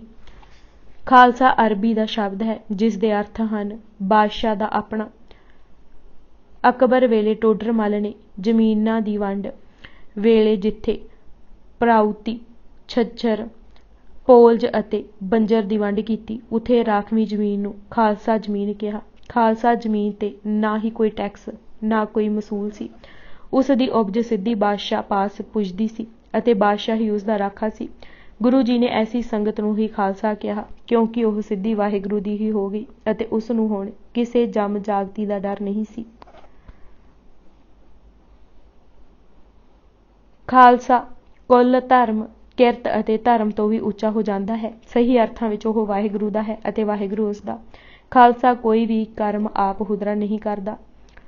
ਸਾਰੇ ਕਰਮ ਹੁਕਮੀ ਹੁੰਦੇ ਹਨ। ਮਨਮੁਖ ਵਾਲਾ ਸੁਭਾਅ ਖਤਮ ਹੋ ਜਾਂਦਾ ਹੈ। ਵਾਹਿਗੁਰੂ ਵੱਲ ਮੁੱਖ ਕਰਕੇ ਉਹ ਟੁਰੀ ਜਾਂਦਾ ਹੈ। ਗੁਰ ਕੀ ਬਚਨੀ ਹਾਂਟ ਬਿਕਾਨਾ, ਜਿਤ ਲਾਇਆ ਤਿਤ ਲਾਗਾ ਦੀ ਉਹ ਮੂਰਤ ਹੁੰਦਾ ਹੈ। ਨਾਮ ਵਿੱਚ ਲਿਵ, ਹਿਰਦੇ ਵਿੱਚ ਪਵਿੱਤਰਤਾ, ਉੱਚਾ ਆਚਰਣ, ਨਿਰਭੈਤਾ, ਚੜ੍ਹਦੀਆਂ ਕਲਾਂ, ਸਦਕੇ ਹੋਣ ਦਾ ਚਾਅ, ਦੂਜੇ ਨੂੰ ਸੁੱਖ ਦੇਣ ਲਈ ਤਤਪਰ, ਇਹ ਹੈ ਖਾਲਸਾ। ਖਾਲਸੇ ਦਾ ਜਨਮ ਰੂਹ ਦੇ ਮੰਡਲਾਂ ਤੋਂ ਤਲਵਾਰ ਦੇ ਘਾਟ ਹੋਇਆ ਹੈ। ਰੂਹ ਤੇ ਖੰਡਾਂ ਅੰਮ੍ਰਿਤ ਵਿੱਚ ਰਲ ਕੇ ਦੋਹਾਂ ਵਿੱਚ ਪਤਾਸੇ ਘੁਲ ਮਿਲ ਇੱਕ ਹੋ ਕੇ ਨਵੇਂ ਇਨਸਾਨ ਬਣੇ ਹਨ। ਖਾਲਸਾ ਕੋਈ ਨਸਲ ਨਹੀਂ, ਕੁੱਲ ਨਹੀਂ, ਜਾਤ ਨਹੀਂ, ਆਦਰਸ਼ ਹੈ। ਦੌਲਤ ਮਾਲ ਤੋਂ ਉਤਪਤ ਹੋਈ ਖੁਸ਼ੀ ਦਾ ਭੁੱਖਾ ਇਹ ਨਹੀਂ, ਮੱਲਾਂ ਮਾਰਨ ਲਈ ਨਹੀਂ, ਸਗੋਂ ਅੰਦਰੋਂ ਅੰਦਰਲੇ ਦੇ ਸੁੱਖ ਦੇ ਅਨੁਭਵੀ ਲੋਕ ਜਥੇਬੰਦ ਹੋਏ ਹਨ। ਫਾਰਸੀ ਹਿੱਜਿਆਂ ਖਾ, ਅਲਫ, ਲਾਮ ਅਤੇ ਸੁਆਦ ਦਾ ਭਾਵ ਹੀ ਇਹ ਹੈ ਕਿ ਵਾਹਿਗੁਰੂ ਦੇ ਹਰ ਹੁਕਮ ਤੇ ਉਸ ਦਾ ਬਣਿਆ ਇਹ ਖਾਲਸਾ ਸਦਾ ਤਤਪਰ ਹੈ। ਭਾਈ ਗੁਰਦਾਸ ਜੀ ਨੇ ਇਸੇ ਖਿਆਲ ਨੂੰ ਇੱਕ ਹੋਰ ਪੌੜੀ ਵਿੱਚ ਇਸੇ ਤਰ੍ਹਾਂ ਲਿਖਿਆ ਹੈ ਕਿ ਗੁਰੂ ਨਾਨਕ ਜੀ ਤੋਂ ਟੁਰੀ ਲਹਿਰ ਹੀ ਅੰਤ ਖਾਲਸਾ ਹੋ ਨਿਬੜੀ। ਪ੍ਰਾਚੀਨ ਪੰਥ ਪ੍ਰਕਾਸ਼ ਵਿੱਚ ਲਿਖਿਆ ਹੈ, ਦੋਹਰਾ ਖਾਲਸੋ ਹੋਵੇ ਖੁਦ ਖੁਦਾ, ਜਿਮ ਖੂਬੀ ਖੂਬ ਖੁਦਾਏ, ਆਨ ਨਾ ਮਾਨੇ ਆਨ ਕੀ, ਏਕ ਸੱਚੇ ਬਿਨ ਪਾਤਸ਼ਾਹੇ। ਰਹਿਤ। ਇਹ ਖਾਲਸਾ ਤਾਂ ਹੀ ਕਾਇਮ ਹੁੰਦਾ ਹੈ ਜੋ ਕੇਸ ਰੱਖੇ, ਕਛਹਿਰੇ ਦਾ ਧਾਰਨੀ ਹੋਵੇ, ਕੜਾ ਪਹਿਨੇ, ਕੰਘਾ ਰੱਖੇ ਅਤੇ ਕਿਰਪਾਨ ਨੂੰ ਅੰਗ ਸੰਗ ਰੱਖੇ ਅਤੇ ਇੱਕ ਪਾਸੇ ਕੇਸਾਂ ਦੀ ਬੇਅਦਬੀ ਨਾ ਕਰੇ, ਅਪਾਖਿਆ ਦਾ ਪੁੱਠਾ ਨਾ ਖਾਏ, ਜਗਤ ਝੂਠ ਤੰਬਾਕੂ ਨਾ ਸੇਵੇ ਅਤੇ ਪਰ ਤਨ ਗਾਮੀ ਨਾ ਹੋਵੇ। ਖਾਲਸਾ ਉਹ ਹੀ ਹੈ ਜੋ ਇਹ 5 ਹੁਕਮ ਸਿਰ ਮੱਥੇ ਤੇ ਮੰਨਦਾ ਹੈ ਅਤੇ ਚਾਰਾਂ ਨੂੰ ਤਿਲਾਂਜਲੀ ਦਿੰਦਾ ਹੈ। ਜਿੱਥੇ ਇਹ ਰਹਿਤ ਰੱਖ ਅਕਾਲ ਕੀ ਫੌਜ ਦਾ ਸਿਪਾਹੀ ਬਣਦਾ ਹੈ, ਉੱਥੇ ਸੰਤ ਤਾਈ ਵੀ ਹੱਥੋਂ ਨਹੀਂ ਛੱਡਣੀ। 5 ਬਾਣੀਆਂ ਦਾ ਰੋਜ਼ ਪਾਠ ਕਰਨਾ ਹੈ। ਰਹਿਤ ਬਹਿਤ ਦੀ ਕਿਤਨੀ ਕੁ ਕਦਰ ਗੁਰੂ ਜੀ ਦੀ ਨਜ਼ਰ ਵਿੱਚ ਸੀ। ਉਸ ਦੀ ਸਾਖੀ ਗੁਰੂ ਕੀਆਂ ਸਾਖੀਆਂ ਵਿੱਚ ਇਸ ਤਰ੍ਹਾਂ ਆਉਂਦੀ ਹੈ ਕਿ ਭਾਈ ਪ੍ਰੇਮ ਦਾਸ ਉਦਾਸੀ ਨੂੰ ਆਨੰਦਪੁਰੋਂ ਆਪਣੇ ਪਿੰਡ ਲਓ ਜਾਣ ਦੀ ਆਗਿਆ ਹੋਈ ਤਾਂ ਉਸ ਕਿਹਾ, ਇੱਥੇ ਤਾਂ ਨਿੱਤ ਪ੍ਰਤੀ ਆਪ ਜੀ ਦੇ ਦਰਸ਼ਨ ਹੁੰਦੇ ਹਨ, ਵਹਾਂ ਜਾ ਕੇ ਕੈਸੇ ਦਰਸ਼ਨ ਪਾਊਂਗਾ। ਉਸ ਦੀ ਸ਼ਰਧਾ ਦੇਖ ਮਹਾਰਾਜ ਨੇ ਕਿਹਾ, ਤੁਸਾਂ ਸਵੇਰੇ ਰੋਜ਼ਾਨਾ ਕਿਸੇ ਰਹਿਤ ਬਹਿਤ ਵਾਲੇ ਸਿੱਖ ਦਾ ਦਰਸ਼ਨ ਪਏ ਕਰ ਲਿਆ ਕਰਨਾ, ਮੇਰਾ ਦਰਸ਼ਨ ਹੋਏਗਾ। ਅੱਗੋਂ ਭਾਈ ਪ੍ਰੇਮਦਾਸ ਬੋਲਿਆ, ਜੀ ਗਰੀਬ ਨਿਵਾਜ, ਜੇ ਕਿਸੇ ਸਿੱਖ ਦਾ ਦਰਸ਼ਨ ਨਾ ਹੋਏ ਤਾਂ ਉਹ ਦਿਵਸ ਮੇਰਾ ਅਸਫਲ ਗਿਆ। ਸਤਿਗੁਰਾਂ ਪ੍ਰੇਮਦਾਸ ਕੀ ਤਰਫ ਦੇਖਾ ਅਤੇ ਕਿਹਾ, ਭਾਈ ਸਿੱਖਾ, ਤੇਰਾ ਦਾੜਾ ਕੈਸਾ ਸੁੰਦਰ ਹੈ। ਜਦ ਤਿਆਰ ਬਰ ਤਿਆਰ ਹੋ ਸੱਜੇ ਹੱਥ ਨਾਲ ਅੱਗੇ ਕਰ ਤੱਕੇਗਾ, ਮੇਰਾ ਹੀ ਦੀਦਾਰ ਹੋਗਾ। ਸਿੱਖਾਂ ਨੂੰ ਸਰਗੁਣ ਸਰੂਪ ਮਹਾਕਾਲ ਕਾ ਬਾਣਾ ਲੈ ਕੇ ਦਿਆ ਹੈ। ਇਸੇ ਤਰ੍ਹਾਂ ਜਦ ਇੱਕ ਗਧੇ ਨੂੰ ਸ਼ੇਰ ਦੀ ਖੱਲ ਪਾ ਛੱਡੀ ਸੀ ਤਾਂ ਪਹਿਲਾਂ ਸਾਰੇ ਡਰ ਗਏ, ਪਰ ਗਧੇ ਦੀ ਹੀਂਗਣ ਤੇ ਸਾਰੇ ਗਧੇ ਨੂੰ ਮਾਰਨ ਹਿੱਤ ਵਧੇ ਤਾਂ ਉਦਾਹਰਨ ਦੇ ਫਰਮਾਇਆ ਸੀ, ਨਾਉ ਤੇ ਬਾਣੇ ਦੀ ਲਾਜ ਪਾਲੋਗੇ, ਤੁਸਾਂ ਨੂੰ ਕੋਈ ਤਾਕਤ ਦਬਾਈ ਨਾ ਸਕੇਗੀ। ਜਦ ਤੁਸੀਂ ਫਿਰ ਪਿਛਲੀ ਜਾਤ ਪਾਤ ਮੇ ਜਾਏ ਰਲੋਗੇ ਤਾਂ ਤੁਸਾਂ ਦਾ ਵੀ ਇਸ ਗਧੇ ਵਾਲਾ ਹਾਲ ਹੋਵੇਗਾ। ਮਹੱਤਤਾ। ਹਰ ਕਕਾਰ ਦੀ ਮਹੱਤਤਾ ਦ੍ਰਿੜਾਉਣ ਤੋਂ ਪਹਿਲਾਂ ਹਰ ਮਨੁੱਖ ਨੂੰ ਹਿਰਦੇ ਵਿੱਚ ਇਹ ਗੱਲ ਦ੍ਰਿੜ ਕਰਾਉਣ ਦੀ ਲੋੜ ਹੈ ਕਿ ਹੁਕਮ ਮੰਨਿਆ ਹੋਵੇ। ਪ੍ਰਵਾਨ ਤਾਂ ਖਸਮੇ ਕਾ ਮਹਿਲ ਪਾਈ ਸੀ, ਹੁਕਮ ਰਜਾਈ ਚੱਲਣਾ ਨਾਨਕ ਲਿਖਿਆ ਨਾਲ, ਆਦ ਜੁਗਾਦ ਤੋਂ ਤੁਰਿਆ ਆ ਰਿਹਾ ਹੈ। ਗੁਰੂ ਨਾਨਕ ਗੁਰੂ ਗੋਬਿੰਦ ਸਿੰਘ ਜੀ ਨੇ ਇਸੇ ਨੂੰ ਅਪਣਾਇਆ ਹੈ। ਇਹ ਠੀਕ ਹੈ ਕਿ ਹੁਕਮ ਨ ਬੂਝੇ ਆਵਣ ਜਾਣੇ, ਪਰ ਹੁਕਮ ਨੂੰ ਜਾਣੇ ਬਗੈਰ ਸ਼ਾਂਤੀ ਵੀ ਨਹੀਂ। ਹੁਕਮ ਨੂੰ ਬੁੱਝਣ ਲਈ ਸਭ ਤੋਂ ਪਹਿਲਾਂ ਮੰਨਣਾ ਹੀ ਅਵਸ਼ਕ ਹੈ। ਐਡਮੈਨ ਕੈਡਲਰ ਦਾ ਕਹਿਣਾ ਹੈ ਕਿ ਗੁਰੂ ਜੀ ਹਿੰਦੁਸਤਾਨ ਵਿੱਚ ਪਹਿਲੇ ਮਨੋਵਿਗਿਆਨਿਕ ਹਨ ਜਿਨ੍ਹਾਂ ਅੰਦਰ ਹੋ ਰਹੇ ਘੋਲ ਨੂੰ ਸਮਝ ਕੇ ਹੁਕਮ ਦਿੱਤੇ। ਕਕਾਰ ਇੱਕੋ ਦਿਨ ਖਾਲਸੇ ਦਾ ਅੰਗ ਨਹੀਂ ਬਣ ਗਏ। ਇਸ ਪਿੱਛੇ 2 ਸਦੀਆਂ ਦੀ ਪ੍ਰੇਰਨਾ, ਘਾਲਣਾ ਤੇ ਇਤਿਹਾਸ ਹੈ। ਕੇਸਾਂ ਦਾ ਸਤਿਕਾਰ ਗੁਰੂ ਨਾਨਕ ਜੀ ਨੇ ਹੀ ਪ੍ਰਗਟਾਇਆ ਸੀ ਅਤੇ ਮਰਦਾਨਾ ਨੂੰ ਕੇਸ ਨਾ ਕਟਾਈ ਦਾ ਹੁਕਮ ਦਿੱਤਾ ਸੀ। ਗੁਰੂ ਰਾਮਦਾਸ ਜੀ ਨੇ ਕੇਸਾਂ ਕਾ ਕਰ ਚਵਰ ਢੁਲਾਵਾਂ ਉਚਾਰ ਕੇ ਕੇਸਾਂ ਦੀ ਪ੍ਰਭੁਤਾ ਵਧਾ ਦਿੱਤੀ ਸੀ। ਗੁਰੂ ਹਰ ਰਾਏ ਜੀ ਪਾਸ ਧਰਮੀ ਹਕੀਕਤ ਰਾਏ ਦੇ ਦਾਦਾ ਭਾਈ ਨੰਦ ਲਾਲ ਜੀ ਪੁਰੀ ਪਿੰਡ ਗਲੋਟੀਆਂ ਖੁਰਦ ਵਿਖੇ ਸਿਆਲਕੋਟ ਨੇੜੇ ਦਰਸ਼ਨ ਕਰਨ ਆਏ ਅਤੇ ਧਰਮ ਵਿੱਚ ਪ੍ਰਵੱਕ ਹੋਣ ਦਾ ਉਪਦੇਸ਼ ਉਹਨਾਂ ਮੰਗਿਆ ਸੀ ਤਾਂ 7ਵੇਂ ਪਾਤਸ਼ਾਹ ਨੇ ਫਰਮਾਇਆ ਸੀ, ਇੱਕ ਕੇਸ ਨਾ ਕਟਾਉਣੇ, ਦੂਸਰੇ ਤੰਬਾਕੂ ਨਾ ਪੀਵਣਾ ਅਤੇ ਤੀਸਰੇ ਟੋਪੀ ਨਾ ਪਹਿਨਣੀ, ਤਾਂ ਧਰਮ ਤੁਹਾਡੇ ਘਰ ਆਵੇਗਾ। ਗੁਰੂ ਹਰ ਰਾਏ ਜੀ ਨੇ ਸਿੱਖੀ ਮਹਿਲ ਦੀ ਉਸਾਰੀ ਵਿੱਚ ਇਹ ਬਚਨ ਉਚਾਰ ਕੇ ਜ਼ਰੂਰੀ ਇੱਟ ਲਗਾ ਦਿੱਤੀ ਸੀ ਜੋ ਇੱਕ ਨੰਦ ਲਾਲ ਜੀ ਨੂੰ ਉਪਦੇਸ਼ ਸੀ। ਉਹ ਹੀ ਗੁਰੂ ਗੋਬਿੰਦ ਸਿੰਘ ਜੀ ਨੇ ਸਰਬੱਤ ਖਾਲਸੇ ਲਈ ਹੁਕਮ ਬਣਾ ਦਿੱਤਾ। ਕੇਸਾਂ ਦਾ ਸਿੱਧਾ ਸੰਬੰਧ ਜਥੇਬੰਦੀ ਨਾਲ ਹੈ। ਕੇਸ ਰੱਖਣ ਤੇ ਕਿਸੇ ਵੀ ਹਾਲਾਤ ਵਿੱਚ ਨਾ ਕਟਾਉਣ ਦੇ ਹੁਕਮ ਨੇ ਜਥੇਬੰਦੀ ਨੂੰ ਮਜ਼ਬੂਤ ਕਰ ਦਿੱਤਾ। ਜਥੇਦਾਰ ਨੂੰ ਪਤਾ ਹੋਣਾ ਚਾਹੀਦਾ ਹੈ ਕਿ ਜਥੇਬੰਦੀ ਵਿੱਚੋਂ ਕੌਣ ਨੱਸ ਰਿਹਾ ਹੈ, ਕੌਣ ਨੱਸਣ ਦੀ ਤਿਆਰੀ ਵਿੱਚ ਹੈ। ਸੱਚੀ ਗੱਲ ਤਾਂ ਇਹ ਹੈ ਕਿ ਜਿਤਨੀ ਕੇਸ ਦਾੜੀ ਢਿੱਲੀ ਟੁੱਟੀ ਅਤੇ ਹਿੱਲੀ ਹੋਈ ਹੋਵੇਗੀ, ਉਤਨੀ ਹੀ ਗੁਰਭਗਤੀ ਵਿੱਚ ਕਮਜ਼ੋਰੀ ਹੋਵੇਗੀ। ਸਿੱਖ ਅਵੇਸਲਾ ਨਾ ਰਹੇ, ਸਦਾ ਤਤਪਰ ਰਹੇ। ਇਸ ਲਈ ਗੁਰੂ ਜੀ ਨੇ ਕੇਸ ਰੱਖਣ ਦਾ ਹੁਕਮ ਦਿੱਤਾ। ਕੇਸਾਂ ਨੂੰ ਖੂਬਸੂਰਤੀ ਦਾ ਅੰਤਿਮ ਸਰੂਪ ਵੀ ਕਿਹਾ ਜਾਂਦਾ ਹੈ। ਗੁਰੂ ਗੋਬਿੰਦ ਸਿੰਘ ਜੀ ਨੇ ਸਾਨੂੰ ਹਸਨ ਉਲ ਚਿਰਾਗ ਦਾ ਰੂਪ ਬਣਾਉਣ ਲਈ ਹੀ ਇਹ ਕੇਸ ਬਖਸ਼ੇ। ਫਿਰ ਕੇਸ ਰੱਖਣਾ ਦੇ ਹੁਕਮ ਪਿੱਛੇ ਇੱਕ ਧਾਰਮਿਕ ਅਤੇ ਮਨੋਵਿਗਿਆਨਿਕ ਰਹੱਸ ਹੈ। ਗੁਰੂ ਮਨੋਵਿਗਿਆਨੀ ਨੇ ਸਾਡੇ ਅੰਦਰ ਹੋ ਰਹੇ ਘੋਲ ਨੂੰ ਨਾ ਸਿਰਫ ਸਮਝਿਆ ਹੈ, ਸਗੋਂ ਇਲਾਜ ਵੀ ਕੀਤਾ ਹੈ। ਇਸ ਸਦੀ ਦੇ ਪ੍ਰਸਿੱਧ ਮਨੋਵਿਗਿਆਨੀ ਕਾਰਲ ਗੁਸਤਾਫ ਜੁੰਗ ਨੇ ਮਨੁੱਖ ਦੇ ਅੰਦਰਲੇ ਨੂੰ ਵਾਚ ਘੋਖ ਕੇ ਇੱਕ ਨਿਰਣਾ ਦਿੱਤਾ ਹੈ ਕਿ ਹਰ ਮਨੁੱਖ ਦੇ ਧੁਰ ਅੰਦਰ ਇੱਕ ਦੁੰਦਰ ਮਚਿਆ ਰਹਿੰਦਾ ਹੈ। ਉਹ ਦੁੰਦਰ ਕਾਰਨ ਮਨੁੱਖ ਉਹ ਕੁਝ ਬਣਨਾ ਲੋੜਦਾ ਹੈ ਜੋ ਨਹੀਂ ਹੈ। ਸਾਈਕੋਲੋਜੀ ਦੀ ਭਾਸ਼ਾ ਵਿੱਚ ਮਰਦ ਵਿੱਚ ਐਨੀਮਾ ਵਾਲੀ ਦਸ਼ਾ ਬਣੀ ਰਹਿੰਦੀ ਹੈ ਅਤੇ ਔਰਤ ਵਿੱਚ ਐਨੀਮਸ ਵਾਲੀ। ਦੂਜੇ ਸ਼ਬਦਾਂ ਵਿੱਚ ਮਰਦ ਔਰਤ ਬਣਨਾ ਲੋਚਦਾ ਹੈ ਅਤੇ ਔਰਤ ਮਰਦ ਬਣਨ ਲਈ ਲਲਾਇਤ ਰਹਿੰਦੀ ਹੈ। ਧੁਰ ਡੂੰਘੇ ਮਰਦ ਵਿੱਚ ਇਹ ਖਿਆਲ ਖੁੱਭ ਜਾਂਦਾ ਹੈ ਕਿ ਉਹ ਤੁੱਛ ਹੈ, ਹੀਣਾ ਹੈ। ਔਰਤ ਬਣਨ ਵਿੱਚ ਹੀ ਉਸ ਦੀ ਕਲਿਆਣ ਹੈ। ਉਹ ਧੁਰ ਅੰਦਰਲੇ ਦੀ ਆਵਾਜ਼ ਹੌਲੇ ਹੌਲੇ ਪ੍ਰਗਟ ਹੋ ਜਾਂਦੀ ਹੈ ਅਤੇ ਮਰਦ ਨੂੰ ਇਹ ਯਕੀਨ ਹੋਣ ਲੱਗਦਾ ਹੈ ਕਿ ਉਸ ਦੇ ਔਰਤਪੁਣੇ ਵਿੱਚ ਕੋਈ ਰੁਕਾਵਟ ਹੈ ਤਾਂ ਇਹ ਦਾੜੀ ਆਪਣੇ ਮਰਦਾਊ ਪੁਣੇ ਤੇ ਚੋਟ ਮਾਰਦਾ ਹੈ ਅਤੇ ਪਹਿਲਾ ਹੱਲਾ ਦਾੜੀ ਤੇ ਕਰਦਾ ਹੈ। ਅਸਲੀਅਤ ਬਦਲਾਉਣ ਦੀ ਕੋਸ਼ਿਸ਼ ਕਰਦਾ ਹੈ, ਪਰ ਅਸਲੀਅਤ ਪਰਦੇ ਪਾੜ ਕੇ ਬਾਹਰ ਆ ਜਾਂਦੀ ਹੈ। ਮਹਾਰਾਜ ਨੇ ਮਰਦ ਦਾ ਮਰਦੂਪੁਣਾ ਕਾਇਮ ਰੱਖਣ ਲਈ ਮਨ ਸਾਚਾ ਮੁਖ ਸਾਚਾ ਲਈ ਕੇਸ ਨਾ ਕਟਾਉਣ ਦਾ ਹੁਕਮ ਦਿੱਤਾ। ਦੂਜੇ ਪਾਸੇ ਔਰਤ ਸਮਝਦੀ ਹੈ ਕਿ ਥਣ ਉਸ ਦੇ ਮਰਦਾਊ ਹੋਣ ਵਿੱਚ ਰੁਕਾਵਟ ਹੈ। ਉਹ ਥਣਾਂ ਨੂੰ ਐਸ਼ ਲਈ ਵਰਤਣ ਲਈ ਆਪਣੇ ਹੀ ਬੱਚੇ ਨੂੰ ਦੁੱਧ ਨਹੀਂ ਦਿੰਦੀ। ਮਤੇ ਜਵਾਨੀ ਢਲ ਜਾਏ। ਸੰਸਾਰ ਪ੍ਰਸਿੱਧ ਇਤਿਹਾਸਕਾਰ ਟਾਈਨਬੀ ਨੇ ਇੱਕ ਪੁੱਛ ਦੇ ਉੱਤਰ ਵਿੱਚ ਕਿਹਾ ਸੀ ਕਿ ਸੰਸਾਰ ਦਾ ਸਭ ਤੋਂ ਸੋਹਣਾ ਇਨਸਾਨ ਸਿੱਖ ਹੀ ਹੈ ਅਤੇ ਸਭ ਤੋਂ ਭੱਦਾ ਉਹ ਜੋ ਦਾੜੀ ਨੂੰ ਕੁਤਰਦਾ ਅਤੇ ਕਤਰਾਂਦਾ ਹੈ। ਸਿੰਬਲ ਆਫ ਡਿਕਸ਼ਨਰੀ ਵਿੱਚ ਕੇਸਾਂ ਨੂੰ ਜਿੱਤ ਨਾਲ ਜੁੜਿਆ ਸੰਕਲਪ linked with will to succeed ਕਿਹਾ ਹੈ। ਦੂਜੇ ਕਿਰਪਾਨ ਕੋਈ ਮਾਰੂ ਜਾਂ ਰੱਖਿਆ ਦਾ ਹਥਿਆਰ ਨਹੀਂ, ਇਹ ਤਾਂ ਸਵੈਮਾਨ ਤੇ ਉਚੇਰੀ ਆਤਮਿਕ ਅਵਸਥਾ ਦਾ ਚਿੰਨ੍ਹ ਹੈ। ਕਿਰਪਾਨ ਛੁਰਾ ਜਾਂ ਛੁਰੀ ਨਹੀਂ ਹੈ, ਇਹ ਛੁਪਾਈ ਨਹੀਂ ਜਾ ਸਕਦੀ। ਸਿੱਖ ਛੁਪਾ ਕੇ ਵਾਰ ਨਹੀਂ ਕਰਦਾ, ਲਲਕਾਰਦਾ ਹੈ। ਇਸ ਦੀ ਸਿਆਸਤ ਖੁੱਲੀ ਡੁੱਲੀ ਸਿਆਸਤ ਹੈ ਜਿਸ ਨੂੰ ਹੁਣ ਦੁਨੀਆ ਦੇ ਵੱਡੇ ਮੁਲਕ ਅਪਣਾ ਰਹੇ ਹਨ। ਕਿਰਪਾਨਧਾਰੀ ਇੱਜ਼ਤਾਂ ਨਹੀਂ ਲੁੱਟਦਾ, ਪੱਤ ਦਾ ਰਾਖਾ ਹੈ। ਸਰ ਮੁਹੰਮਦ ਇਕਬਾਲ ਨੇ ਔਰੰਗਜ਼ੇਬ ਨੂੰ ਇਸਲਾਮ ਦੇ ਪੱਥੇ ਵਿੱਚ ਆਖਰੀ ਤੀਰ ਕਿਹਾ ਹੈ। ਉਸ ਆਖਰੀ ਤੀਰ ਦੀ ਅਣੀ ਗੁਰੂ ਗੋਬਿੰਦ ਸਿੰਘ ਜੀ ਦੀ ਬਖਸ਼ੀ ਕਿਰਪਾਨ ਨੇ ਹੀ ਮੋੜੀ ਸੀ। ਭਾਈ ਗੁਰਦਾਸ ਜੀ ਦੀ 19ਵੀਂ ਪੌੜੀ ਦੀਆਂ ਉਹ ਤੁਕਾਂ ਤਾਂ ਖਾਸ ਗੌਰ ਨਾਲ ਪੜ੍ਹਨ ਵਾਲੀਆਂ ਹਨ ਜਿਨ੍ਹਾਂ ਵਿੱਚ ਖਾਲਸਾ ਸਾਜਣ ਅਤੇ ਕਿਰਪਾਨ ਬਖਸ਼ਣ ਦਾ ਮੰਤਵ ਦਰਸਾਇਆ ਗਿਆ ਹੈ। ਤਹਿ ਸਿਮਰ ਸਿਮਰ ਅਕਾਲ ਕਉ ਹਰ ਹਰ ਗੁਣ ਗਾਏ, ਵਾਹ ਗੁਰੂ ਗੋਬਿੰਦ ਗਾਜੀ ਸਬਲ ਜਿਨ ਸਿੰਘ ਜਗਾਏ।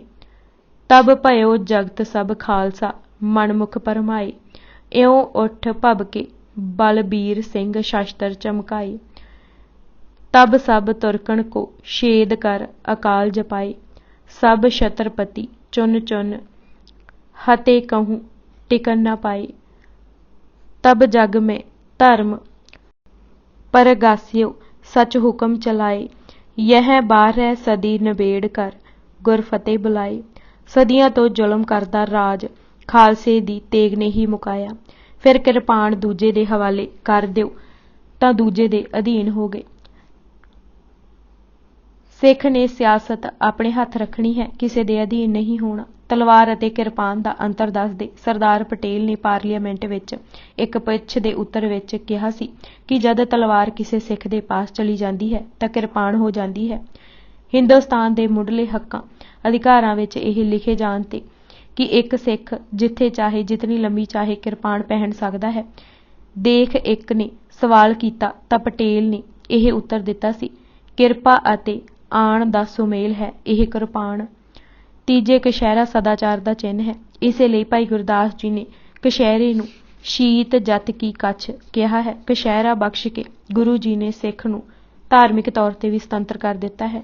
ਕਿਰਪਾਨ ਦੇ ਕੇ ਰਾਜਸੀ ਤੌਰ ਤੇ ਸੁਤੰਤਰ ਕੀਤਾ ਹੈ। ਖਾਲਸਾ ਕਿਸੇ ਦੀ ਰੀਤ ਨਹੀਂ ਅਪਣਾਉਂਦਾ, ਖਾਸ ਕਰ ਵਿਪਰਨ ਦੀ ਤਾਂ ਕਦੇ ਵੀ ਨਹੀਂ। ਕਛਹਿਰਾ ਇਸ ਗੱਲ ਦਾ ਚਿੰਨ੍ਹ ਹੈ ਕਿ ਸਿੱਖ ਮੁਕਤੀ ਦਾ ਸਾਧਨ ਕਿਸੇ ਤਪ ਸਾਧਨ ਨੂੰ ਨਹੀਂ ਮੰਨਦਾ। ਦਿਗੰਬਰ ਰਹਿ ਕੇ ਕਲਿਆਣ ਢੂੰਡਣ ਵਾਲਿਆਂ ਨੂੰ ਮਾੜਾ ਗਿਣਦਾ ਹੈ। ਨਿਰੋਲ ਬਖਸ਼ਿਸ਼ਾਂ ਨੂੰ ਹੀ ਉਹ ਸਫਲਤਾ ਦਾ ਰਾਹ ਜਾਣਦਾ ਹੈ। ਚੌਥੇ ਕੜਾ ਸ਼ੰਕਿਆਂ ਨੂੰ ਤੋੜਨ ਦਾ ਪ੍ਰਤੀਕ ਹੈ। ਪ੍ਰੋਫੈਸਰ ਪੂਰਨ ਸਿੰਘ ਦੇ ਕਹਿਣ ਮੁਤਾਬਿਕ ਮਹਾਨ ਗੁਰੂ ਵੱਲੋਂ ਦਿੱਤਾ ਮਹਾਨ ਤੋਹਫਾ ਹੈ। ਇਹ ਯਾਦ ਕਰਵਾਉਂਦਾ ਰਹਿੰਦਾ ਹੈ ਕਿ ਸਿੱਖਾਂ ਨੇ ਵਹਿਮਾਂ ਭਰਮਾਂ ਵਿੱਚ ਨਹੀਂ ਫਸਣਾ। ਕੜਾ ਪਹਿਨ ਕੇ ਸਿੱਖ ਭਰਮਾਂ ਵਹਿਮਾਂ ਸੌਣਾ ਛਕਣਾ 9 ਗ੍ਰਹਿਆਂ 12 ਰਾਸ਼ੀਆਂ ਗੁੱਗਿਆਂ ਪੀਰਾਂ ਮੜੀਆਂ ਤੇ ਵਾਰਾਂ ਤੋਂ ਉੱਚਾ ਹੋ ਗਿਆ। ਕੜਾ ਗੋਲ ਹੋਣ ਕਾਰਨ ਇਹ ਸਦਾ ਚੇਤਾਵਨੀ ਦਿੰਦਾ ਰਹਿੰਦਾ ਹੈ ਕਿ ਸਿੱਖ ਵਿਸ਼ਵਵਾਸੀ ਹੈ। ਕਿਸੇ ਨਾਲ ਦੇਸ਼ ਜਾਤ ਧਰਮ ਕਿੱਤੇ ਪੇਸ਼ੇ ਰੰਗ ਕਰਕੇ ਨਫ਼ਰਤ ਨਹੀਂ ਕਰਦਾ। ਕੜਾ ਇਸ ਗੱਲ ਦਾ ਵੀ ਪ੍ਰਤੀਕ ਹੈ ਕਿ ਸਿੱਖ ਆਦਰਸ਼ਾਂ ਨੂੰ ਵਿਆਹਿਆ ਹੈ ਅਤੇ ਦ੍ਰਿੜ ਚਿੱਤ ਹੈ। ਪੰਜਵਾਂ ਕੰਘਾ ਸੁਚਮ ਅਤੇ ਸੋ ਚੱਜ ਦਾ ਚਿੰਨ੍ਹ ਹੈ। ਸੁੱਚ ਹੋਵੇ ਤਾਂ ਸੱਚ ਪਾਈਐ। ਗੁਰੂ ਨਾਨਕ ਦੇਵ ਜੀ ਦਾ ਫਰਮਾਨ ਹੈ। ਸਿੱਖ ਨੇ ਸਦਾ ਸੁਥਰਾ ਅਤੇ ਚੁਸਤ ਰਹਿਣਾ ਹੈ। ਸਾਡੇ ਰਹਿਤਨਾਮਿਆਂ ਵਿੱਚ ਆਉਂਦਾ ਹੈ ਕਿ ਰਾਤ ਹਨੇਰੀ ਹੋਵੇ ਤੇ ਸਿੱਖ ਮੂੰਹ ਹਨੇਰੇ ਇਸ਼ਨਾਨ ਕਰਨ ਜਾਏ। ਜੇ ਕਛਹਿਰਾ ਪੁੱਠਾ ਪਾ ਲਵੇ ਤਾਂ ਤਨਖਾਹੀਆ। ਸਿੱਖ ਸਿਪਾਹੀ ਹੈ। ਸਿਪਾਹੀ ਸਦਾ ਸੁਚੇਤ ਹੈ, ਸਦਾ ਸਤ ਜਾਗਤ ਹੈ। ਸਿੱਖ ਵੀ ਸਦਾ ਸੁਚੇਤ ਹੈ, ਤਿਆਰ ਬਰ ਤਿਆਰ ਹੈ। ਫਿਰ ਕੰਘਾ ਇਸ ਗੱਲ ਦਾ ਵੀ ਪ੍ਰਤੀਕ ਹੈ ਕਿ ਸਿੱਖ ਨੇ ਸੰਸਾਰ ਨਹੀਂ ਤਿਆਗਣਾ, ਸਗੋਂ ਜਗਤ ਵਿੱਚ ਚੰਗੀ ਤਰ੍ਹਾਂ ਰਹਿਣਾ ਹੈ। ਜੋਗੀਆਂ ਦੇ ਜੋਗੇਸ਼ਵਰ ਸ਼ਿਵ ਦੂਰ ਕਿਤੇ ਕੈਲਾਸ਼ ਪਰਬਤ ਤੇ ਸੰਸਾਰ ਤੋਂ ਲਾਂਭੇ ਜਟਾਧਾਰੀ ਬੈਠਾ ਹੈ। ਗੰਗਾ ਉਸ ਦੀਆਂ ਜਟਾਵਾਂ ਤੋਂ ਨਿਕਲ ਰਹੀ ਹੈ। ਸਿੰਘਾਂ ਨੇ ਕੰਘਾ ਰੱਖਣਾ ਹੈ ਅਤੇ ਦੋਵੇਂ ਵੇਲੇ ਵਰਤਣਾ ਹੈ, ਮਤੇ ਉਹ ਜਟਾਧਾਰੀ ਹੀ ਨਾ ਹੋ ਜਾਏ, ਸੰਸਾਰੀ ਰਹੇ। ਗੰਗਾ ਜਟਾਵਾਂ ਵਿੱਚ ਨਹੀਂ, ਗੰਗਾ ਉਸ ਦੀ ਕਰਨੀ ਅਤੇ ਰਹਿਤ ਵਿੱਚ ਹੈ। ਚਾਰ ਕੁਰਹਿਤਾਂ ਦਾ ਰਹੱਸ ਵੀ ਸ਼ਖਸੀਅਤ ਨੂੰ ਸੰਪੂਰਨ ਅਤੇ ਉਕਾਈ ਰਹਿਤ ਬਣਾਉਣਾ ਹੈ। ਫਿਰ ਹੁਕਮ ਦਿੱਤਾ ਕਿ ਕੇਸਾਂ ਦੀ ਬੇਅਦਬੀ ਨਹੀਂ ਕਰਨੀ। ਉਧਰ ਹੁਕਮ ਹੈ ਕੇਸ ਰੱਖਣੇ ਹਨ, ਇੱਧਰ ਹੈ ਕਟਾਉਣੇ ਨਹੀਂ। ਇਸ ਦਾ ਇੱਕ ਕਾਰਨ ਤਾਂ ਇਹ ਹੈ ਕਿ ਮਨੁੱਖ ਢੁਚਰਾ ਡਾਹੁਣ ਲੱਗ ਪੈਂਦਾ ਹੈ ਅਤੇ ਹੁਕਮ ਦਾ ਸਹਾਰਾ ਲੈ ਕੇ ਮਨਮਰਜ਼ੀ ਵੀ ਕਰੀ ਜਾਂਦਾ ਹੈ। ਜੇ ਸਿਰਫ ਇਹ ਹੁਕਮ ਹੁੰਦਾ ਕਿ ਕੇਸ ਰੱਖਣੇ ਹਨ ਤਾਂ ਇਸ ਨੇ ਥੋੜ੍ਹੇ ਬਹੁਤ ਰੱਖ ਕੇ ਹੁਕਮ ਮੰਨਣ ਦੀ ਗੱਲ ਕਹਿ ਦੇਣੀ ਸੀ। ਸੋ ਵਿਵਰਜਿਤ ਹੁਕਮ ਦਿੱਤਾ ਕਿ ਰੋਮਾਂ ਦੀ ਬੇਅਦਬੀ ਨਹੀਂ ਕਰਨੀ। ਫਿਰ ਦੋਹਰਾ ਹੁਕਮ ਇਹ ਵੀ ਪ੍ਰਗਟ ਕਰਦਾ ਹੈ ਕਿ ਕੇਸਾਂ ਨੂੰ ਮਹਾਰਾਜ ਜੀ ਕਿਤਨੀ ਮਹੱਤਤਾ ਦਿੰਦੇ ਸਨ ਅਤੇ ਇਸ ਨੂੰ ਮੁੱਖ ਰਹਿਤ ਸਮਝਦੇ ਹਨ। ਬਿਨਾਂ ਕੇਸ ਹੇਚ ਹਸਨ ਜੁਮਲਾ ਨਿਸ਼ਾ, ਇੱਕ ਦਫਾ ਮਹਾਰਾਜ ਨੇ ਕਿਹਾ ਸੀ। ਦੂਜੇ ਪਰਾਈ ਬੋਲੀ ਪੜ੍ਹ ਕੇ ਜਾਂ ਪੜ੍ਹਵਾ ਕੇ ਮਾਸ ਖਾਣ ਨਾਲ ਜੁਰਤ ਮਰਦੀ ਹੈ। ਅਭਾਖਿਆ ਦਾ ਕੁੱਠਾ ਬੱਕਰਾ ਖਾਣਾ ਅਤੇ ਫਿਰ ਇਹ ਪ੍ਰਸਿੱਧ ਕਰਨਾ ਕਿ ਉਹ ਕਿਸੇ ਨੂੰ ਚੌਂਕੇ ਚੜ੍ਹਨ ਨਹੀਂ ਦਿੰਦਾ ਅਤੇ ਪਵਿੱਤਰ ਹੈ, ਨਾ ਸਿਰਫ ਪਖੰਡ ਹੈ ਸਗੋਂ ਗੁਲਾਮੀ ਦੀ ਨਿਸ਼ਾਨੀ ਹੈ। ਹਰ ਇੱਕ ਨੂੰ ਆਪਣਾ ਧਰਮ ਅਪਣਾਉਣ ਦੀ ਖੁੱਲ੍ਹ ਹੋਵੇ, ਕਿਸੇ ਨੂੰ ਦੂਜੇ ਦੇ ਧਰਮ ਵਿੱਚ ਦਖਲ ਦੇਣ ਦਾ ਕੋਈ ਹੱਕ ਨਹੀਂ। ਮੁਸਲਮਾਨੀ ਮੱਤ ਮੁਤਾਬਕ ਮਨੌਤ ਹੈ ਕਿ ਜੇ ਕੋਈ ਨੀਅਤ ਪਵਿੱਤਰ ਦਿਨ ਕਿਸੇ ਜੀਵ ਦੀ ਸ਼ਾਹ ਰਗ ਕੱਟ ਕੇ ਕੁਰਬਾਨੀ ਦੇਵੇਗਾ ਤਾਂ ਵਹਿੰਦੇ ਖੂਨ ਵਿੱਚ ਉਸ ਦੇ ਪਾਪ ਧੋਤੇ ਜਾਣਗੇ ਅਤੇ ਰਸੂਲ ਅਮਲਾਂ ਦਾ ਨਿਬੇੜਾ ਹੋਣ ਵੇਲੇ ਰੋਜ਼ੇ ਹਸ਼ਰ ਵਾਲੇ ਦਿਨ ਮੁਸ਼ਰਰ ਦੇ ਮੈਦਾਨ ਵਿੱਚ ਉਸ ਪੁਰਸ਼ ਦੀ ਹਾਮਾ ਭਰੇਗਾ। ਮੁਹੰਮਦ ਤੋਂ ਸਿਵਾ ਹੋਰ ਕੋਈ ਹਾਮਾ ਭਰ ਹੀ ਨਹੀਂ ਸਕਦਾ। ਸੋ ਮੁਸਲਮਾਨ ਨੇ ਜੀਵ ਮਾਰਨ ਤੇ ਮਾਸ ਖਾਣ ਦਾ ਇਹ ਹੀ ਤਰੀਕਾ ਅਪਣਾ ਲਿਆ। ਨਾਲੇ ਪੁੰਨ ਤੇ ਨਾਲੇ ਫਲੀਆਂ, ਨਾਲ ਹੀ ਹਾਮਾ ਭਰਵਾਓ ਤੇ ਨਾਲ ਹੀ ਮਾਸ ਖਾਓ। ਇਸਲਾਮ ਦੇ ਸਕੂਲ ਵਿੱਚ ਦਾਖਲ ਕਰਨ ਲਈ ਇਹ ਪਹਿਲੀ ਪੌੜੀ ਸੀ। ਗੁਰੂ ਨਾਨਕ ਦੇਵ ਜੀ ਨੇ ਇਹ ਹੀ ਗਿਲਾਸਾ ਦੀ ਵਾਰ ਵਿੱਚ ਕੀਤਾ ਸੀ। ਇਹ ਵਹਿਮ ਅਤੇ ਸਹਿਮ ਨੂੰ ਹਟਾਉਣ ਲਈ ਹੀ ਗੁਰੂ ਗੋਬਿੰਦ ਸਿੰਘ ਜੀ ਨੇ ਹੁਕਮ ਦਿੱਤਾ ਸੀ, ਅਭਾਖਿਆ ਕਾ ਕੁੱਠਾ ਨਹੀਂ ਖਾਣਾ। ਤੀਜੇ, ਸਿੱਖ ਨੇ ਆਚਰਨ ਦੀ ਮੂਰਤੀ ਬਣਨਾ ਹੈ ਪਰ ਤਨਗਾਮੀ ਨਹੀਂ ਹੋਣਾ। ਇਹ ਹੁਕਮ ਵਿਸ਼ੇਸ਼ ਦਾ ਕਾਰਨ ਇਹ ਹੀ ਭਾਸਦਾ ਹੈ ਕਿ ਸਿੱਖ ਨੇ ਹਰ ਸਮੇਂ ਜੰਗ ਵਿੱਚ ਵੀ ਆਚਰਨ ਰੱਖਣਾ ਹੈ, ਕਿਸੇ ਔਰਤ ਵੱਲ ਮਾੜੀ ਨਜ਼ਰ ਨਾਲ ਨਹੀਂ ਦੇਖਣਾ। ਹਮ ਲਹਿ ਜਾਣਿਓ ਪੰਥ ਉਚੇਰੇ ਉਹਨਾਂ ਦਾ ਹੁਕਮ ਸੀ। ਇਸ ਹੁਕਮ ਸਦਕਾ ਹੀ ਆਉਣ ਵਾਲੀ ਸਦੀ ਵਿੱਚ ਸਿੱਖਾਂ ਆਚਰਨ ਦੀ ਸਿਖਰ ਨੂੰ ਛੋਹਿਆ, ਜਿਸ ਦੀ ਉਪਮਾ ਮੁਕਤ ਕੰਠ ਨਾਲ ਮੁਸਲਮਾਨ ਲਿਖਾਰੀਆਂ ਨੇ ਅਤੇ ਖਾਸ ਕਰਕੇ ਕਾਜ਼ੀ ਨੂਰ ਮੁਹੰਮਦ ਨੇ ਕੀਤੀ। ਚੌਥੇ, ਇਹ ਤੰਬਾਕੂ ਹੀ ਸਭ ਰੋਗਾਂ ਤੇ ਕੈਂਸਰ ਦੀ ਜੜ੍ਹ ਹੈ। ਇਹ ਮਨੁੱਖ ਨੂੰ ਆਲਸੀ, ਵਿਹਲੜ, ਨਿਰਬਲ ਅਤੇ ਨਸ਼ੇ ਦਾ ਗੁਲਾਮ ਬਣਾ ਦਿੰਦਾ ਹੈ। ਹੁਣ ਦੇ ਤਜਰਬਿਆਂ ਤਾਂ ਸਾਬਤ ਕਰ ਦਿੱਤਾ ਹੈ ਕਿ ਰੋਗ ਦੀ ਜੜ੍ਹ ਇਹ ਤੰਬਾਕੂ ਹੈ। ਪੱਛਮੀ ਦੇਸ਼ਾਂ ਨੇ ਤਾਂ ਕਾਨੂੰਨ ਰਾਹੀਂ ਹੁਕਮ ਦੇ ਕੇ ਹਰ ਸਿਗਰਟ ਦੀ ਡੱਬੀ ਤੇ ਜ਼ਹਿਰ ਤੇ ਇਸ ਨੂੰ ਸੇਵਨ ਨਾਲ ਮੌਤ ਹੋ ਸਕਦੀ ਹੈ ਲਿਖਵਾ ਦਿੱਤਾ। ਪਰਉਪਕਾਰੀ ਗੁਰੂ ਜੀ ਦਾਨ ਦੇਣ ਆਏ ਸਨ, ਇਸ ਲਈ ਤੰਬਾਕੂ ਨਾ ਸੇਵਨ ਦਾ ਕਰੜਾ ਹੁਕਮ ਦਿੱਤਾ। ਵਿਗਿਆਨਿਕ ਖੋਜੀਆਂ ਨੇ ਇਹ ਨਿਰਣਾ ਕਰ ਦਿੱਤਾ ਕਿ ਇੱਕ ਸਿਗਰਟ 5 ਮਿੰਟ ਉਮਰ ਘਟਾਉਂਦਾ ਹੈ। ਵਰਲਡ ਹੈਲਥ ਆਰਗੇਨਾਈਜੇਸ਼ਨ ਨੇ ਤਾਂ ਜਗਤ ਨੂੰ ਚੇਤਾਵਨੀ ਦਿੰਦੇ ਹੋਏ ਇਹ ਕਿਹਾ ਹੈ, ਸਿਗਰਟ ਜਾਂ ਮੌਤ, ਦੋਵਾਂ ਵਿੱਚੋਂ ਇੱਕ ਨੂੰ ਸੰਸਾਰ ਨੇ ਚੁਣਨਾ ਹੋਵੇਗਾ। ਧੰਨ ਹਨ ਗੁਰੂ ਗੋਬਿੰਦ ਸਿੰਘ ਜੀ, ਜੋ ਖਾਲਸੇ ਨੂੰ ਮੌਤ ਦੇ ਧੂੰਏਂ ਤੋਂ ਬਚਾ ਕੇ ਤੰਬਾਕੂ ਸੇਵੀ ਹੌਲੀ ਹੌਲੀ ਯਾਦ ਸ਼ਕਤੀ ਵੀ ਗਵਾ ਲੈਂਦਾ ਹੈ। ਤਜਰਬਾ ਕਰਕੇ ਦੇਖ ਲਿਆ ਗਿਆ ਕਿ ਇਹ ਤੰਬਾਕੂ ਦਾ ਧੂੰਆਂ ਆਤਮਿਕ ਤੌਰ ਤੇ ਵੀ ਨਿਵਾਣ ਵੱਲ ਲੈ ਜਾਂਦਾ ਹੈ। ਸੰਸਾਰ ਪ੍ਰਸਿੱਧ ਵਿਦਵਾਨ ਐਲਡਿਊਸ ਹਕਸਲੇ ਨੇ ਇਸੇ ਪ੍ਰਕਾਰ ਦਾ ਤਜਰਬਾ ਆਪਣੀ ਪੁਸਤਕ ਡੋਰਜ਼ ਆਫ ਪਰਸੈਪਸ਼ਨ ਵਿੱਚ ਕੀਤਾ ਹੈ। ਇਹ ਧੂੰਆਂ ਸੋ ਦਰ ਦਾ ਵੈਰੀ ਹੈ। ਸਿੱਖਾਂ ਨੂੰ ਤਾਂ ਛੋਟੇ ਤੋਂ ਛੋਟੇ ਨਸ਼ੇ ਤੋਂ ਬਚਾਉਣ ਲਈ ਵੀ ਹੁਕਮ ਦਿੱਤਾ ਹੈ। ਅਮਲ ਸਿਰਫ ਪ੍ਰਸ਼ਾਦੇ ਦਾ ਰੱਖਣਾ ਹੈ। ਬਾਣੀ ਦਾ ਪਾਠ ਅਤੇ ਨਾਮ ਸਦਾ ਆਤਮਿਕ ਬਲਵਾਨ ਰੱਖੇਗਾ। ਜਾਦੂਨਾਥ ਸਰਕਾਰ ਦੀਆਂ ਉਂਝਾਂ ਦਾ ਉੱਤਰ। ਸੰਸਾਰ ਦੇ ਧਰਮਾਂ ਦੇ ਇਤਿਹਾਸ ਵਿੱਚ ਖਾਲਸਾ ਸਾਜਨ ਦੇ ਤੁਲ ਕੋਈ ਘਟਨਾ ਨਾ ਹੋਣ ਕਾਰਨ ਸਰ ਜਾਦੂਨਾਥ ਸਰਕਾਰ ਵਰਗੇ ਇਤਿਹਾਸਕਾਰ ਨੇ ਮਹੱਤਤਾ ਜਾਣੇ ਬਗੈਰ ਹੀ ਕਈ ਗਲਤ ਗੱਲਾਂ ਲਿਖ ਦਿੱਤੀਆਂ।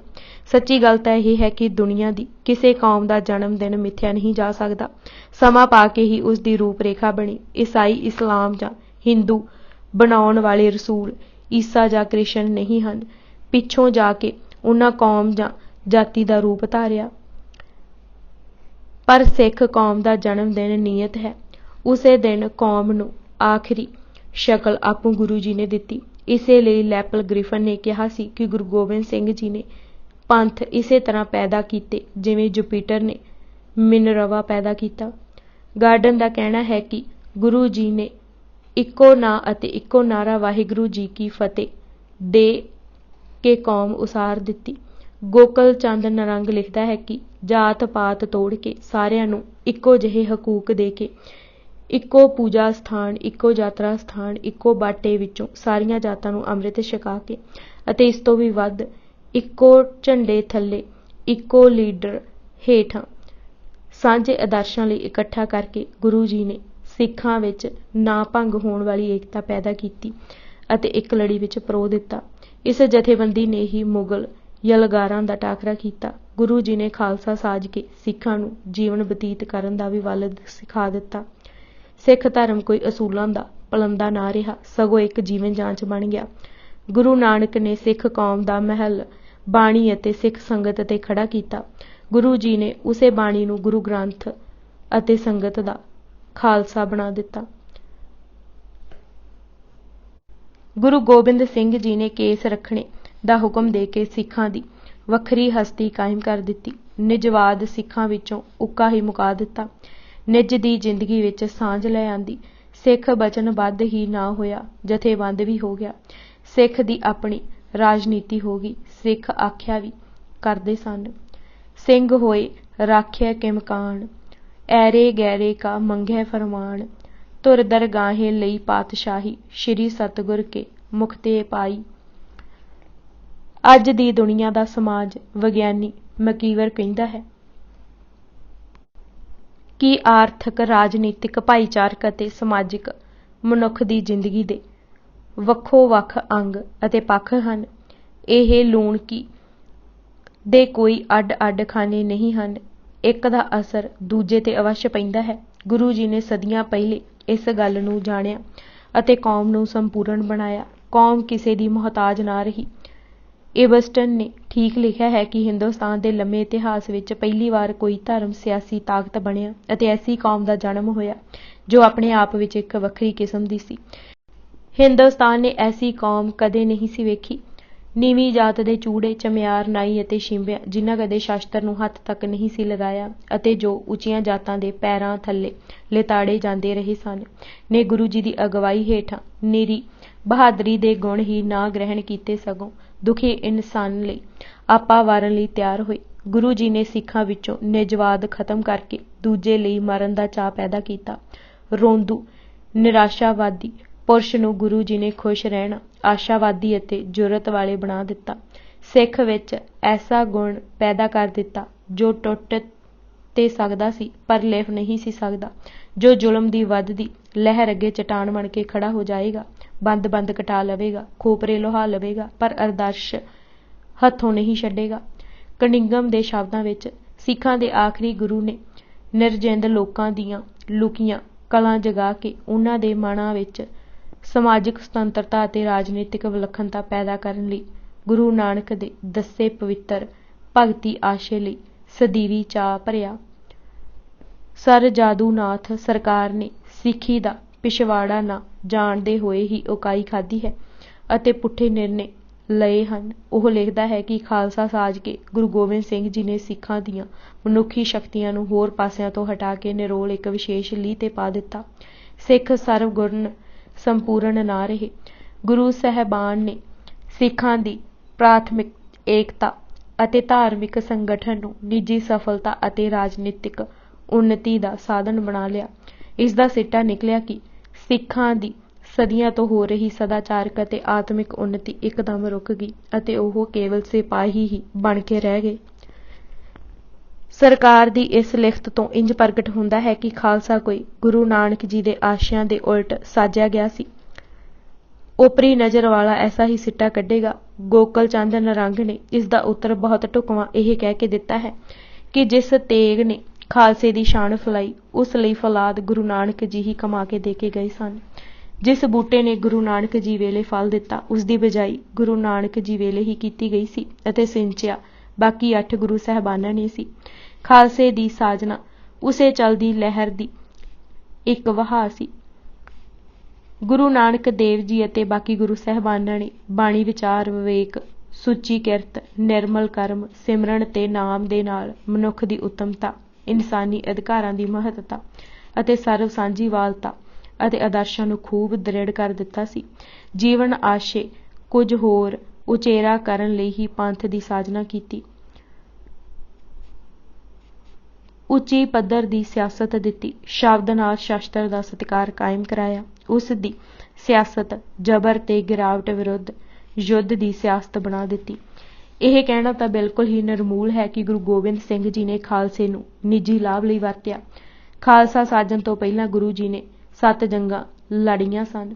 ਉਹਨਾਂ ਵਿੱਚੋਂ ਕੋਈ ਨਿੱਜੀ ਲਾਭ ਗੁਰੂ ਜੀ ਨੇ ਨਹੀਂ ਸੀ ਉਠਾਇਆ। ਤਖਤ ਤੇ ਬੈਠਣ ਵੇਲੇ ਉਹਨਾਂ ਪਾਸ ਕੇਵਲ ਮਾਖੋਵਾਲ ਦੀ ਉਹਨਾਂ ਨੇ ਪਿਤਾ ਵੱਲੋਂ ਜਰ ਖਰੀਦ ਧਰਤੀ ਸੀ ਜੋ ਜੋਤੀ ਜੋਤ ਸਮਾਉਣ ਵੇਲੇ ਉਹ ਮਾਖੋਵਾਲ ਵੀ ਨਹੀਂ ਸੀ। 1 ਇੰਚ ਜ਼ਮੀਨ ਤੇ ਗੁਰੂ ਜੀ ਨੇ ਅਧਿਕਾਰ ਨਹੀਂ ਜਮਾਇਆ। ਇਹ ਕਹਿਣਾ ਵੀ ਧਾਰਮਿਕ ਭਾਵ ਘਟ ਗਏ ਹੋਰ ਫਜ਼ੂਲ ਬਾਤ ਹੈ। ਸੱਚੀ ਗੱਲ ਤਾਂ ਇਹ ਹੈ ਕਿ ਸਿੱਖਾਂ ਦਾ ਆਚਰਣ ਸਿਖਰਾਂ ਨੂੰ ਛੋਹਿਆ ਅਤੇ ਧਾਰਮਿਕ ਭਾਵ ਪਰਪੱਕ ਹੋਏ। ਜਿੱਥੇ ਗੁਰੂ ਜੀ ਨੇ ਕਿਰਪਾਨ ਪਹਿਨਣ ਦਾ ਹੁਕਮ ਦਿੱਤਾ ਉੱਥੇ ਸੁਬਹ ਸ਼ਾਮ ਰਾਤ 5 ਬਾਣੀਆਂ ਦਾ ਪਾਠ ਕਰਨ ਦਾ ਵੀ ਹੁਕਮ ਦਿੱਤਾ। ਦੇਖਣ ਨੂੰ 2 ਵਿਰੋਧੀ ਭਾਵਾਂ ਨੂੰ ਜੋੜਨਾ ਇੱਕ ਕਰਾਮਾਤ ਸੀ ਜੋ ਜਾਦੂਨਾਥ ਦੇ ਸਮਝ ਨਾ ਆਈ। ਸਿੱਖਾਂ ਨੂੰ ਹਰ ਸਮੇਂ ਵਾਹਿਗੁਰੂ ਦਾ ਜਾਪ ਕਰਨ ਅਤੇ ਨਾਲ ਦੁਸ਼ਮਣਾਂ ਨਾਲ ਟਾਕਰਾ ਕਰਨ ਲਈ ਤਿਆਰ ਕੀਤਾ। ਯੁੱਧ ਕਰਦਿਆਂ ਧੀਰਜ ਹੱਥੋਂ ਛੱਡਣ ਲਈ ਨਾ ਕਹਿਣਾ ਕਿ ਧਾਰਮਿਕ ਭਾਵ ਦਾ ਅਭਾਵ ਹੈ ਜਾਂ ਪਰਪੱਕਤਾ। ਕਾਇਰਤਾ ਨੂੰ ਅਧਾਰਮਿਕਤਾ ਜ਼ਰੂਰ ਕਿਹਾ। ਅਤੇ ਗੱਲ ਹੈ ਵੀ ਠੀਕ। ਜੇ ਅੰਤਰ ਪੂਜਾ ਕਰਨੀ ਹੈ ਤਾਂ ਬਾਹਰ ਕਤੇਬ ਪੜ੍ਹਨੇ ਹਨ ਤਾਂ ਇਸ ਨਾਲੋਂ ਅਧਾਰਮਿਕਤਾ ਚੰਗੀ। ਗੁਰੂ ਜੀ ਨੇ ਦਵੱਲੀ ਸ਼ਖਸੀਅਤ ਡਬਲ ਪਰਸਨੈਲਿਟੀ ਨੂੰ ਇਕਹਿਰੀ ਅਤੇ ਅਟੁੱਟ ਬਣਾਇਆ। ਜਿਸ ਕਰਮ ਦੀ ਸ਼ੋਭਾ ਹੋਣੀ ਚਾਹੀਦੀ ਹੈ ਉਸ ਦੀ ਆਲੋਚਨਾ ਕਰਨੀ ਇਤਿਹਾਸ ਨਾਲ ਅਤੇ ਗੁਰੂ ਨਾਲ ਬੇਇਨਸਾਫੀ ਹੈ। ਇੱਕ ਗਵਾਹੀ ਭਾਈ ਮੰਗਲ ਸਿੰਘ ਜੀ ਨੇ ਭਰੀ ਹੈ ਕਿ ਖਾਲਸਾ ਸਾਜ ਕੇ ਗੁਰੂ ਜੀ ਨੇ ਆਤਮਿਕ ਸ਼ਕਤੀ ਅਤੇ ਸੂਰਬੀਰਤਾ ਦੋਵੇਂ ਭਰੀਆਂ। ਆਤਮ ਸ਼ਕਤੀ ਜਿਸ ਵਿੱਚ ਭਰੀ ਸੂਰਬੀਰਤਾ ਅਰ ਸੰਗ ਭਰੀ। ਇਹ ਅੰਮ੍ਰਿਤ ਮੁਰਦੇ ਜਿਵਾਂਵਦੇ ਤਤ ਦ੍ਰਿਸ਼ਟ ਤੇ ਜਾਏ ਪੁਚਾਵਦੇ। ਸਮਕਾਲੀ ਸਾਰੇ ਲਿਖਾਰੀ ਇੱਕ ਜ਼ੁਬਾਨ ਹਨ ਕਿ ਗੁਰੂ ਜੀ ਨੇ ਰਹਿਤ ਆਚਰਣ ਅਤੇ ਅਮਲੀ ਜੀਵਨ ਤੇ ਬਹੁਤ ਜ਼ੋਰ ਦਿੱਤਾ। ਭਾਈ ਕੇਸਰ ਸਿੰਘ ਜੀ ਛਿੱਬਰ ਲਿਖਦੇ ਹਨ ਕਿ ਗੁਰੂ ਜੀ ਨੇ ਤਕੀਦ ਕੀਤੀ ਸ਼ਰਾਬ ਤੰਬਾਕੂ ਜੂਆ ਚੋਰੀ ਨਾ ਜਾਰੀ ਇਨਕ ਸੋ ਹੇਤ ਨਾ ਕਰੀ ਸੰਗਤ ਮੰਦੀ ਸਭ ਪਰ ਹਰੇ ਸ਼ਬਦ ਬਾਣੀ ਸੋ ਪਰਤ ਸਤ ਸੰਗਤ ਵਿੱਚ ਜਾਵੇ ਨਿਜ ਨਾਰੀ ਸ ਪ੍ਰੀਤ ਲਗਾਵੇ ਨਾਮ ਦਾਨ ਇਸ਼ਨਾਨ ਧਰਮ ਕੀ ਕਿਰਤ ਕਮਾਵੇ ਸਿੱਖ ਸਿੱਖ ਸੋ ਪ੍ਰੀਤ ਦੁਸ਼ਟ ਸੋ ਨੇਹ ਨਾ ਲਾਵੇ ਕਿਰਪਨ ਹੋਏ ਨਾ ਦਵੇ ਜਥਾ ਜਥਾ ਵੰਡ ਖਾਵੇ ਆਪਣਾ ਧਰਮ ਨਾ ਤਜੇ ਬਿਗਾਨਾ ਨਹੀਂ ਲੇਵੇ ਪ੍ਰਤੀਤ ਰੱਖੇ ਗੁਰੂ ਆਪਣੇ ਉੱਪਰ ਸਿੱਖ ਸਾਧ ਸੰਤ ਨਾ ਸੇਵੇ। ਇਸੇ ਤਰ੍ਹਾਂ ਭਾਈ ਲੱਖਾ ਜੀ ਨੇ ਗੁਰੂ ਜੀ ਦੇ ਬਚਨਾਂ ਨੂੰ ਆਪਣੇ ਸ਼ਬਦਾਂ ਵਿੱਚ ਅੰਕਿਤ ਕਰਦੇ ਹੋਏ ਲਿਖਿਆ ਹੈ। ਰਾਜ ਜੋਗ ਤੁਮ ਕਹਿ ਮੈਂ ਦੀਨਾ ਪਰਮ ਜੋਤ ਸੰਗ ਪਰਚੇ ਕੀਨਾ ਸੰਤ ਸਮੂਹਨ ਕੋ ਸੁਖ ਦੀਜੈ ਅਚਲ ਰਾਜ ਧਰਨੀ ਮਹਿ ਕੀਜੇ ਸੇਵਾ ਭਾਓ ਭਗਤ ਉਰਤਾਰੋ ਦੁਸ਼ਟ ਬਿਦਾਰ ਸੰਤ ਨਿਸਤਾਰੋ ਖੜਗ ਪਾਣ ਬਿਨ ਅਵਰ ਨ ਮਾਨੋ ਸਤਨਾਮ ਮੰਤਰ ਮੁਖ ਠਾਨੋ ਵਿਖਿਆ ਕਿਰਿਆ ਭਵਨ ਤਿਆਗੋ ਜਟਾ ਜੂਟ ਰਹਿਓ ਅਨੁਰਾਗੋ ਸ਼ਬਦ ਬਿਨ ਅਨ ਜਾਨੀ ਮੇਲਾ ਨਿਸ ਦਿਨ ਸਾਧ ਸੰਗਤ ਸੋ ਕੇਲਾ। ਇਹੋ ਜਿਹੇ ਉਪਦੇਸ਼ ਕੋਈ ਸਰਵਗੁਣ ਸੰਪੂਰਨ ਆਗੂ ਹੀ ਦੇ ਸਕਦਾ ਸੀ। ਮਕਾਲਫ ਨੇ ਵੀ ਇਹ ਹੀ ਲਿਖਿਆ ਹੈ ਕਿ ਗੁਰੂ ਜੀ ਨੇ ਸਿੱਖਾਂ ਨੂੰ ਉਪਦੇਸ਼ ਹੀ ਇਹ ਦਿੱਤਾ ਕਿ ਉਹ ਘਰਾਂ ਵਿੱਚ ਹੀ ਉਦਾਸੀਆਂ ਵਾਲੀ ਅਵਸਥਾ ਧਾਰਨ ਕਰਨ, ਘਰਾਂ ਨੂੰ ਹੀ ਜੰਗਲ ਸਮਝ ਕੇ ਦਿਲੋਂ ਸਾਧੂ ਬਣਨ, ਘੱਟ ਨੀਂਦ ਲੈਣ, ਥੋੜ੍ਹਾ ਖਾਣ ਅਤੇ ਦਇਆ, ਨਿਮਰਤਾ, ਖੇਮਾ, ਸੰਤੋਖ ਦੀ ਅਮਲੀ ਵਰਤੋਂ ਕਰਨ। ਮੈਕਾਲਫ ਫਿਰ ਲਿਖਦਾ ਹੈ ਕਿ ਗੁਰੂ ਸਾਹਿਬ ਨੇ ਇਸ ਗੱਲ ਦੀ ਵੀ ਚੇਤਾਵਨੀ ਦਿੱਤੀ ਹੈ ਕਿ ਜੇ ਸਿੱਖ ਗਿਆਨ ਅਤੇ ਭਗਤੀ ਮਾਰਗ ਤੋਂ ਖੁੰਝ ਗਏ ਤਾਂ ਵੱਡੀ ਤੋਂ ਵੱਡੀ ਰਾਜਨੀਤਿਕ ਸ਼ਕਤੀ ਅਤੇ ਫੌਜੀ ਸ਼ਕਤੀ ਵੀ ਉਹਨਾਂ ਦੀ ਰੱਖਿਆ ਨਹੀਂ ਕਰ ਸਕੇਗੀ। ਇਤਿਹਾਸ ਦੇ ਅਗਲੇ ਪੰਨਿਆਂ ਤੋਂ ਕੋਈ ਅਣਜਾਣ ਪੁਰਸ਼ ਹੀ ਇਹ ਆਖ ਸਕਦਾ ਹੈ ਕਿ ਸਿੱਖ ਕੌਮ ਦੀ ਉੱਨਤੀ ਬੰਦ ਹੋ ਗਈ। ਸਿੱਖੀ ਦੀ ਪੂਰਨਤਾ ਦੀ ਇੱਟ ਲਗਾਉਣੀ ਕੋਈ ਬੰਦ ਕਰਨੀ ਨਹੀਂ, ਸਗੋਂ ਉੱਨਤੀ ਦੇ ਮਾਰਗ ਤੇ ਟੋਰਨਾ ਹੈ। ਜਿਸ ਤੇਜ਼ੀ ਨਾਲ ਖਾਲਸੇ ਨੇ ਆਉਣ ਵਾਲੇ ਸਮੇਂ ਵਿੱਚ ਤਰੱਕੀ ਕੀਤੀ, ਉਹ ਜਾਦੂਨਾਥ ਦੇ ਕੱਢੇ ਨਤੀਜਿਆਂ ਨੂੰ ਗਲਤ ਸਾਬਿਤ ਕਰ ਦਿੰਦਾ ਹੈ। ਜ਼ੁਲਮ ਅਤੇ ਜ਼ਾਲਮ ਨੂੰ ਮੁਕਾਉਣ ਲਈ ਖਾਲਸੇ ਨੇ ਜਿਸ ਜੁਰਅਤ ਦਾ ਪ੍ਰਗਟਾ ਕੀਤਾ, ਉਹ ਖਾਲਸਾ ਸਾਜਣ ਦੇ ਕਰਮ ਨੂੰ ਠੀਕ ਸਾਬਿਤ ਕਰਨ ਲਈ ਕਾਫੀ ਹੈ। ਇੰਦੂ ਭੂਸ਼ਣ ਬੈਨਰਜੀ ਦੇ ਸ਼ਬਦਾਂ ਵਿੱਚ ਇਹ ਹੀ ਕਹਿਣਾ ਬਣਦਾ ਹੈ ਕਿ ਜੇ ਕੋਈ ਇਹ ਕਹਿੰਦਾ ਹੈ ਕਿ ਗੁਰੂ ਗੋਬਿੰਦ ਸਿੰਘ ਜੀ ਨੇ ਧਾਰਮਿਕ ਲਹਿਰ ਨੂੰ ਛੁਟਿਆ ਕੇ ਰਾਜਨੀਤਿਕ ਉੱਨਤੀ ਦਾ ਸਾਧਨ ਬਣਾ ਲਿਆ, ਉਹ ਆਪਣੇ ਸਾਹਮਣੇ ਇੱਕ ਉਲਟ ਸਵਾਲ ਰੱਖਦਾ ਹੈ ਕਿ ਰਾਜਨੀਤਿਕ ਆਜ਼ਾਦੀ ਤੇ ਸਿਪਾਹੀਆਨਾ ਜ਼ਿੰਦਗੀ ਦਾ ਧਰਮ ਨਾਲ ਅਜੋੜ ਹੈ। ਧਰਮ ਦੇ ਮਾਰਗ ਤੇ ਟੁਰਦਿਆਂ ਵੀ ਰਾਜਨੀਤਿਕ ਘੋਲ ਘੁਲੇ ਜਾ ਸਕਦੇ ਹਨ ਅਤੇ ਸਿੱਖਾਂ ਨੇ ਘੁਲੇ। ਫੈਡਰਿਕ ਪਿਨਕਾਟ ਨੇ ਠੀਕ ਲਿਖਿਆ ਹੈ ਕਿ ਖਾਲਸਾ ਵਾਹਿਗੁਰੂ ਦੇ ਭੈ ਵਿੱਚ ਟੁਰਦੇ ਲੋਕਾਂ ਦੀ ਉਹ ਜਥੇਬੰਦੀ ਹੈ ਜਿਨ੍ਹਾਂ ਲਈ ਗੁਰੂ ਨਾਨਕ ਜੀ ਨੇ ਬੱਝਵੀਆਂ ਰੀਤਾਂ ਰਸਮਾਂ ਦੀਆਂ ਬੇੜੀਆਂ ਤੋਂ ਆਜ਼ਾਦੀ, ਵਾਹਿਗੁਰੂ ਸਾਹਵੇਂ ਬਰਾਬਰੀ ਅਤੇ ਭਰਾਤਰੀ ਭਾਵ ਦਾ ਦਾਅਵਾ ਕੀਤਾ ਸੀ। ਇਸੇ ਲਈ ਖਾਲਸੇ ਨੂੰ ਧਾਰਮਿਕ ਖੇਤਰ ਵਿੱਚ ਦੈਵੀ ਸਮਾਜਵਾਦ ਨਾਲ ਤੁਲਨਾ ਦਿੱਤੀ ਜਾਂਦੀ ਹੈ। ਪੰਥ ਸਾਜਣ ਦੀ ਮਹੱਤਤਾ ਬਾਰੇ ਆਪੂ ਗੁਰੂ ਜੀ ਨੇ ਫਰਮਾਇਆ ਸੀ, ਸ਼੍ਰੀ ਮੁਖ ਤੇ ਕਹਿ ਪੁੰਨ ਸਮਝਾਇਓ, ਹਮ ਨੇ ਉੱਤਮ ਪੰਥ ਚਲਾਇਓ, ਲੋਕ ਪਰਲੋਕ ਵਿਖੇ ਸੁਖਦਾਇਕ, ਰਾਜ ਤੇਜ ਜੁਤ ਹਵੇ ਰਿਦਕਾਇਕ, ਤਿਸ ਜਹਾਜ਼ ਪਰ ਚੜਿਓ ਸੁਜਾਏ, ਕੀਂਟੀ ਤੇ ਗਯੰਦ ਬਿਨ ਜਾਏ, ਜੇ ਸਿਆਲ ਸਮ ਸਭ ਤੇ ਡਰੇ, ਬਣੇ ਸਿੰਘ ਸਿੰਘ ਨਾਮ ਜੂ ਧਰੇ। ਅੱਜ ਅਸੀਂ ਪੁਰਖ ਭਗਵੰਤ ਜੀਵਨੀ ਗੁਰੂ ਗੋਬਿੰਦ ਸਿੰਘ ਜੀ ਕਿਤਾਬ ਦੇ 190 ਪੰਨੇ ਪੜ੍ਹ ਚੁੱਕੇ ਹਾਂ। ਬਾਕੀ ਦੀ ਕਿਤਾਬ ਅਸੀਂ ਅਗਲੇ ਭਾਗ ਵਿੱਚ ਪੜ੍ਹਾਂਗੇ। ਵਾਹਿਗੁਰੂ ਜੀ ਕਾ ਖਾਲਸਾ, ਵਾਹਿਗੁਰੂ ਜੀ ਕੀ ਫਤਿਹ।